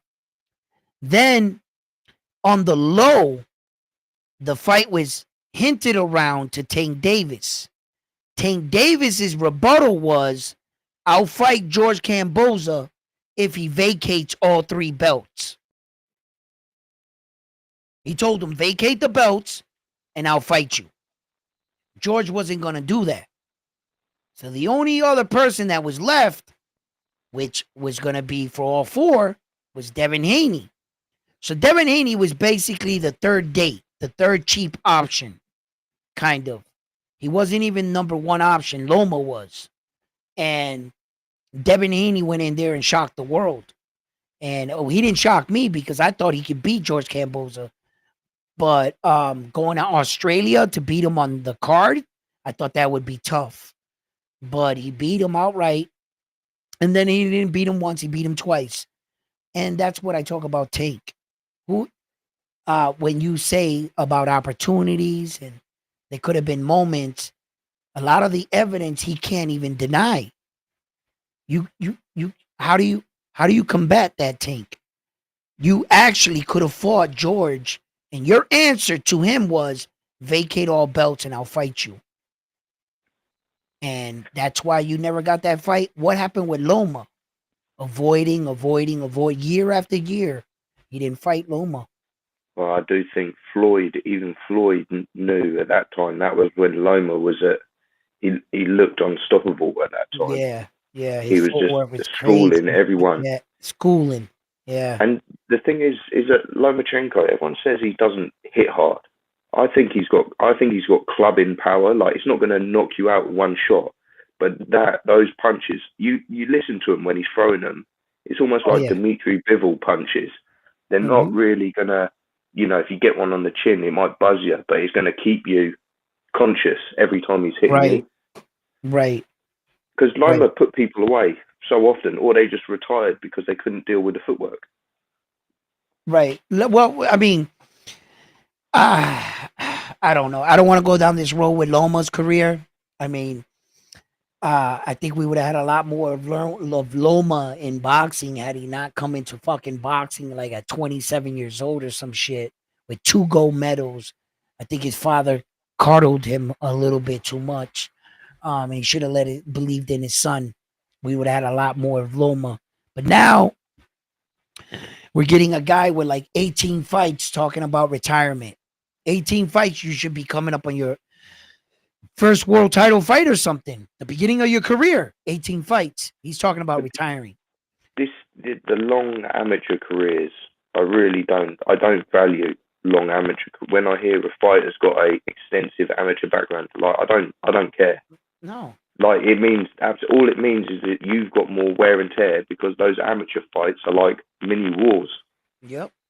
Throwing as many punches as you can, all your joints getting worn out. For 3 rounds with headgear. Yeah, but you like fight, but don't you fight like every other week or like every Yeah. week you're fighting an amateur fight? So that will add up. All Yeah. those rounds add up, and plus sparring for training in your amateurs. I just think a good amateur career. I'd say anywhere from max 150 and as little as 50 amateur fights. I would say, unless you're one of those, because some people aren't meant for the pros, Right. But when I see someone come in and they've got something like when Loma came in and they were selling him with like 300 and something and only like 1 or 2 losses in the amateurs, and he comes in and he looked terrific. Mm. But the thing is, now you look at it, now he's got back problems, shoulder injury against Teofimo. This is all result of 300 plus amateur fights Yes, it going to is. war for 3 rounds that's probably like twice a week or Yep. something crazy like that. Yeah, and then all that wear and tear does come from them amateur ass fights and shit, and I know that I didn't need 2 gold medals to solidify my to go to freaking the pros. I just think that we would have had a lot more of Loma, but now it is what it is right now. And look, um, when we talk about these big fights and what if and what could and what have you, the entire conversation that we're having is right here is holding these fighters accountable, making sure that these fighters are not just walking around talking the tough talk, but really slithering out in opportunities. I understand the time and the place, the where and the when are not the same for every fighter, meaning I might be further along in my career and ready to take that leap where that you're not. One of the gentlemen that showed that on the other night and Saturday was Virgil Ortiz Jr. At once upon a time, his camp did not feel he was ready for said Terrence Crawford. Saturday night, he fought a man that went 12 rounds with him. And I believe, in my opinion, he beat Ismail um, um, better than Terrence Crawford did. In my opinion, he beat him way better. Um, and sometimes fighters got to gradually get to this place. I understand all of that. But there is no excuse for fighters that are already established, world champions, multiple division fighters. What is the freaking excuse with Tank Davis and fighters like Shakur, Tank Davis and Loma, Shakur and Loma, and etc. We're not talking about guys anymore that are moving up on different places in their thing. So these are obviously guys that we really need to keep accountable for this and holding these guys in and so forth. And what's it say here? Edwin, why did you think that Tank sells more tickets on his cards than all your favorite Riyadh fighter on the same card? Edwin, why do you think Tank sells more tickets on his cards? Huh? Well, he doesn't. How big is the How? MGM grant? Hold on. Okay. 15,000? Oh yeah, right. I don't know if this guy really like knows this shit or not, but Anthony Joshua, here. 92,000 at Wembley. Okay. Hold on. I got him right here. Hold on. Because we're gonna put this up right here. This right here is a chart of the highest paying boxers of 2024. There were 6 of them. Notice none of them are Tank Davis. Tyson Fury made $147 million in 2024. Usyk made 122. Saul Canelo Alvarez made 73. Anthony Joshua made 60. Jake Pauls made 48. And Naoya Inoue made 42. In 2024. 2025 is coming up right now. I'm going to tell you right now, Tank Davis is not going to be on this list for next year neither. The only fight Tank Davis made a lot of money in fact, is the Ryan Garcia fight. That's it. So this big theory that Tank sells where? In a Barclays Center that holds 11,000 plus? Let me introduce you to real ticket sailors like Anthony Joshua, selling out soccer stadiums, 90,000 people. Real ticket sellers. You want to talk about a real ticket seller? Naoya Inoue. They opened up the Tokyo Arena, 55,000 people. You're talking about breaking a Barclay Gate that holds 11,000 people? Tank Davis has never, and I repeat, never fought in a type of audience Naoya Inoue has fought. Las Vegas doesn't hold that many people neither. Although the money is great in Las Vegas, I never challenged the money. I get it. One seat in Las Vegas can be $12,000, $20,000, $24,000 a seat at a Mayweather fight. Yes. First, you're going to have to make a Mayweather name. Tank Davis is right now. Who does he have for a dancing partner when he doesn't want to share the ring with no one? He's so stuck up on his own ways or putting $1 in somebody else's pocket that he doesn't want to fight anybody. Everybody he fights, he shortchanges. And it gives you a persona that Tank is paying these guys. For instance, he fought Frank the Ghost Martin. Really? How much money did Frank the Ghost Martin make in his last fight? $200,000? $100,000? If Tank gave him $2 million, $3 million, that would be 4 or 5 times more money than he ever made in his life. It would give you the impression that Tank's paying these guys. But what did Tank walk away with? Those are peanuts he gave to Frank the Ghost Martin. When you're walking away with almost 8 times what I made, you are working for slave wagers. Can I You're just not say something making, quickly, Edwin? yeah.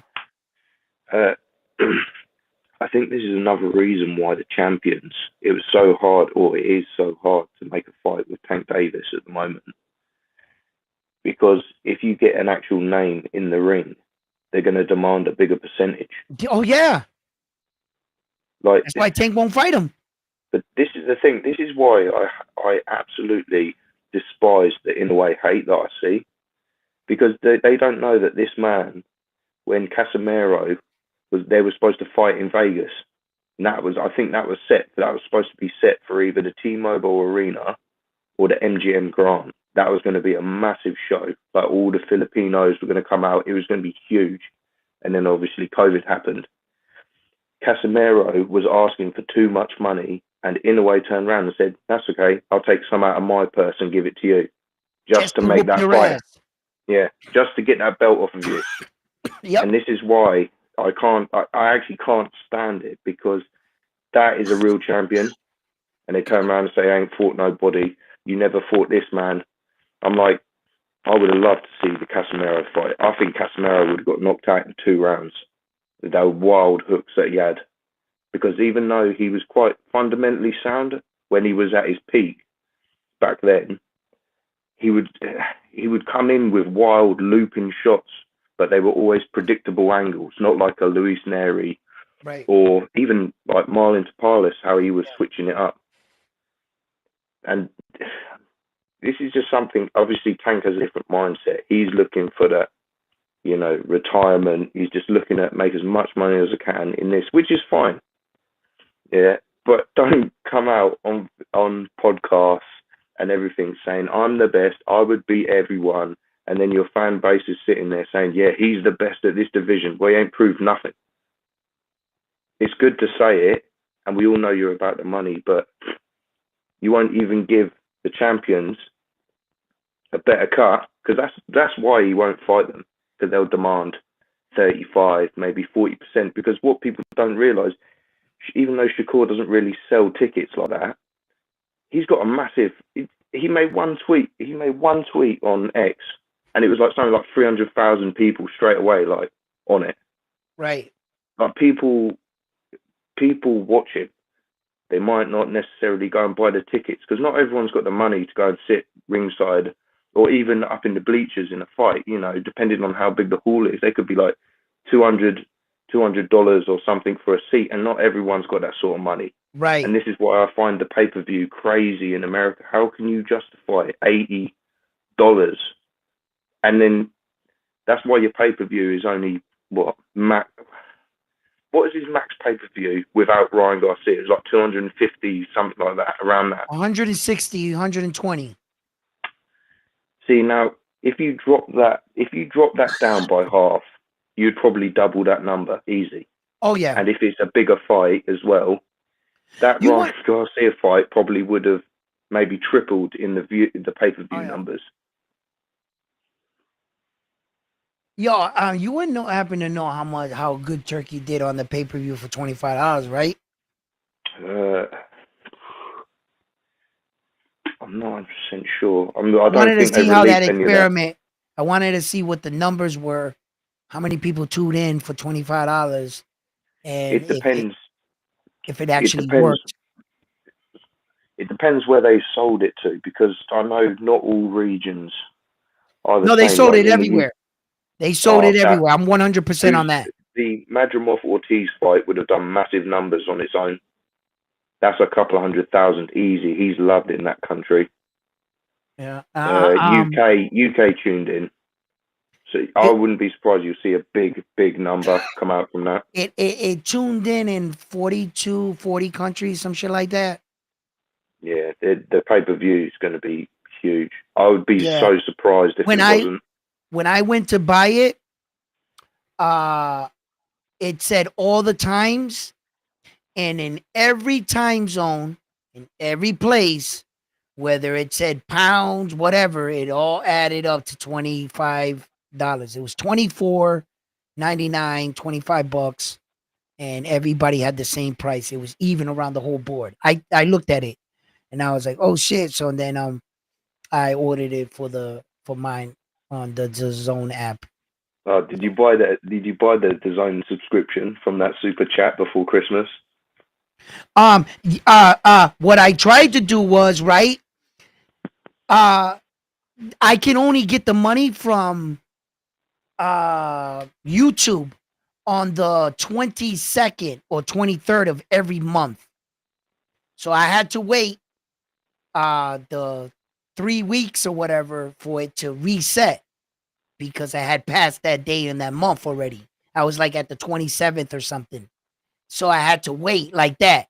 Then they take 33% of everything that's sent to me. But if you send it to me in a Cash App, then I get 100%.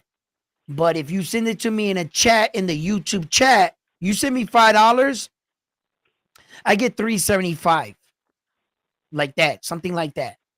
So, and then I was like, damn, so I'm still short. So, and then when the Saudi Prince came up with the app, and on the bottom of the Zone app, it says you can buy this fight for whatever amount. Let's say $29. If you buy it with the subscription, and then you cancel the subscriptions after 30 days, you'll get it for $25. And then there was a box that said, do you just want to buy the fight? I was like, yeah, I just want to buy the fight. So I clicked on it and I didn't have to buy the entire subscription. See, I didn't know that. I thought you had to. I'm pretty sure that's a new feature on DAZN because I remember buying. I've had my DAZN subscription for years, and I always wanted to buy a fight. Like when I first did it, I Mm-hmm. wanted to see a specific fight, and I can't remember what it was on DAZN. But I was trying to buy it, and you couldn't buy it separately. You had to subscribe first, then you can buy the pay per Yeah. view, and The that's a good way because not everyone wants to have. I mean, it's not that much that comes out every month, but people. If you just want to buy the fight, like I don't watch anything else on the zone apart from the right, boxing, so it's right. useless to me outside of the boxing Yeah, section. yeah. It was But they useless do to have me. some good fights on the subscription, though. You get, especially in the UK, they get some good domestic fights, Yeah. for free through my subscription. So yeah, I Yeah. suppose it's not a problem for me. I was doing the same thing for us as the Top Rank with the ESPN, because for us it would be like the Zone for you guys out there, a lot of UK fights, a lot of guys over there. And for us I was always with ESPN and Top Rank. You know what I mean? But now that Top Rank is leaving ESPN, I don't know what's going to happen now. I don't know if we're gonna transfer over. I don't know if the fights are still gonna be broadcast. I gotta actually check on that before I renew my subscriptions to ESPN, because if Top Rank Boxing it ain't gonna be shown on ESPN, what the hell I want the app for? I don't watch baseball no more. I don't watch basketball. I don't watch any of that. I used to watch all these sports, but I kind of like didn't evolve with the sport. I didn't choose to evolve with it. The only new sport that I evolved with is boxing. Because their fighters come and go. What's up, front line? Let's get front line in the building. What's up, front line? How you doing? Yo, are you okay? Why?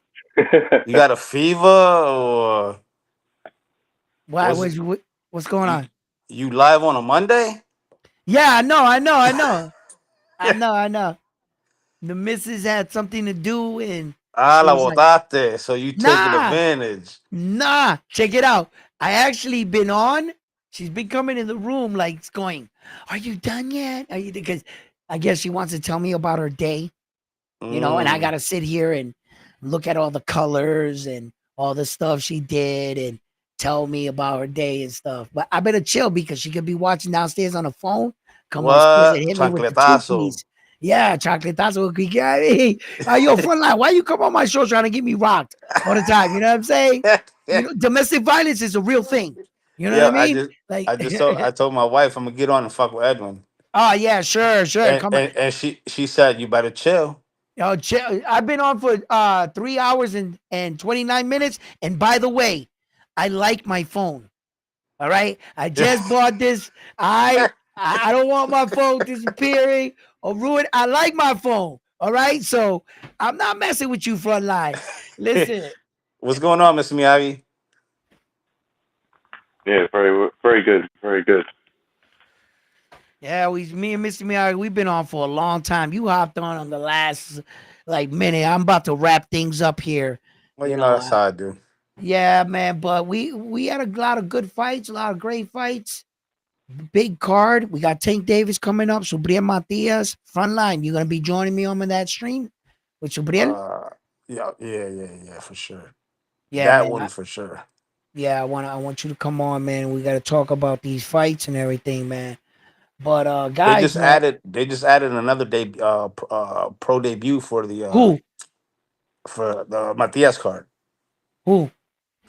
Some Spanish. I forgot his name. I gotta get it. I'll get it. I'll Okay, text it to you. all right. You know, because I guess I just wanted to know if they changed anything when you said something about the Matias card about the title eliminator situation. Even my brother was like, "Man, didn't Matias just fight not even too long ago?" I was like, "Man, he's he wants that title back, and there's only one way of doing it. It's climbing right back up the division, not unless your name is MJ and they give you a mysterious ranking and number one spot. But as for fighters like Subriel, they're doing it the honorable way. They're going up, fighting guys, actually fighting people and getting in the ring. So that's a great thing. And this is going to be for a title eliminator. See what Richard Hitchison does from here. But guys, I've been on for over 3.5 hours. And I think that once Frontline came on my chat, that was a sign, you know what I'm saying, for things to come. You know, so Mr. Miyagi, you have been the best. Everybody that's tuned in here today, thank you for your love and support. Don't forget to hit these like buttons for me. And like always, subscribe to the channel. Gentlemen, it's been a pleasure. Thank you for coming on. Edwin. Yes. Quick one. What is the time out there for you at the moment? The time for me out here in the moment, in fact, 350. It's about to be asked. 350. No, cállate. Be quiet. Be quiet. He asked me. He didn't ask you. It gives You me an taking too damn opportunity. long. No. It gives me an opportunity to do this. Oh, you got a broken phone. That's what it is. Look. Oh shit. Whoa. If you want it with, we can put it with symbols and stuff, but we can make Wait, it like that's in this. Japan. That's on Japan time right there. No, it's not Japan time. Knock That's it off. Wait, fucking that's like, Japan time right there. Look. Boop. was that like 20 to 4? Oh shit! Almost. No, wait a minute. Yeah. It's 20 minutes to 4. It's 3:49. Well, Hold on, what let me. time do you usually come on streaming? Because sometimes I catch your stream like late because it's like early morning for me sometimes. Oh, is it? So when Yeah, when 'cause is it's it best about for me to catch you?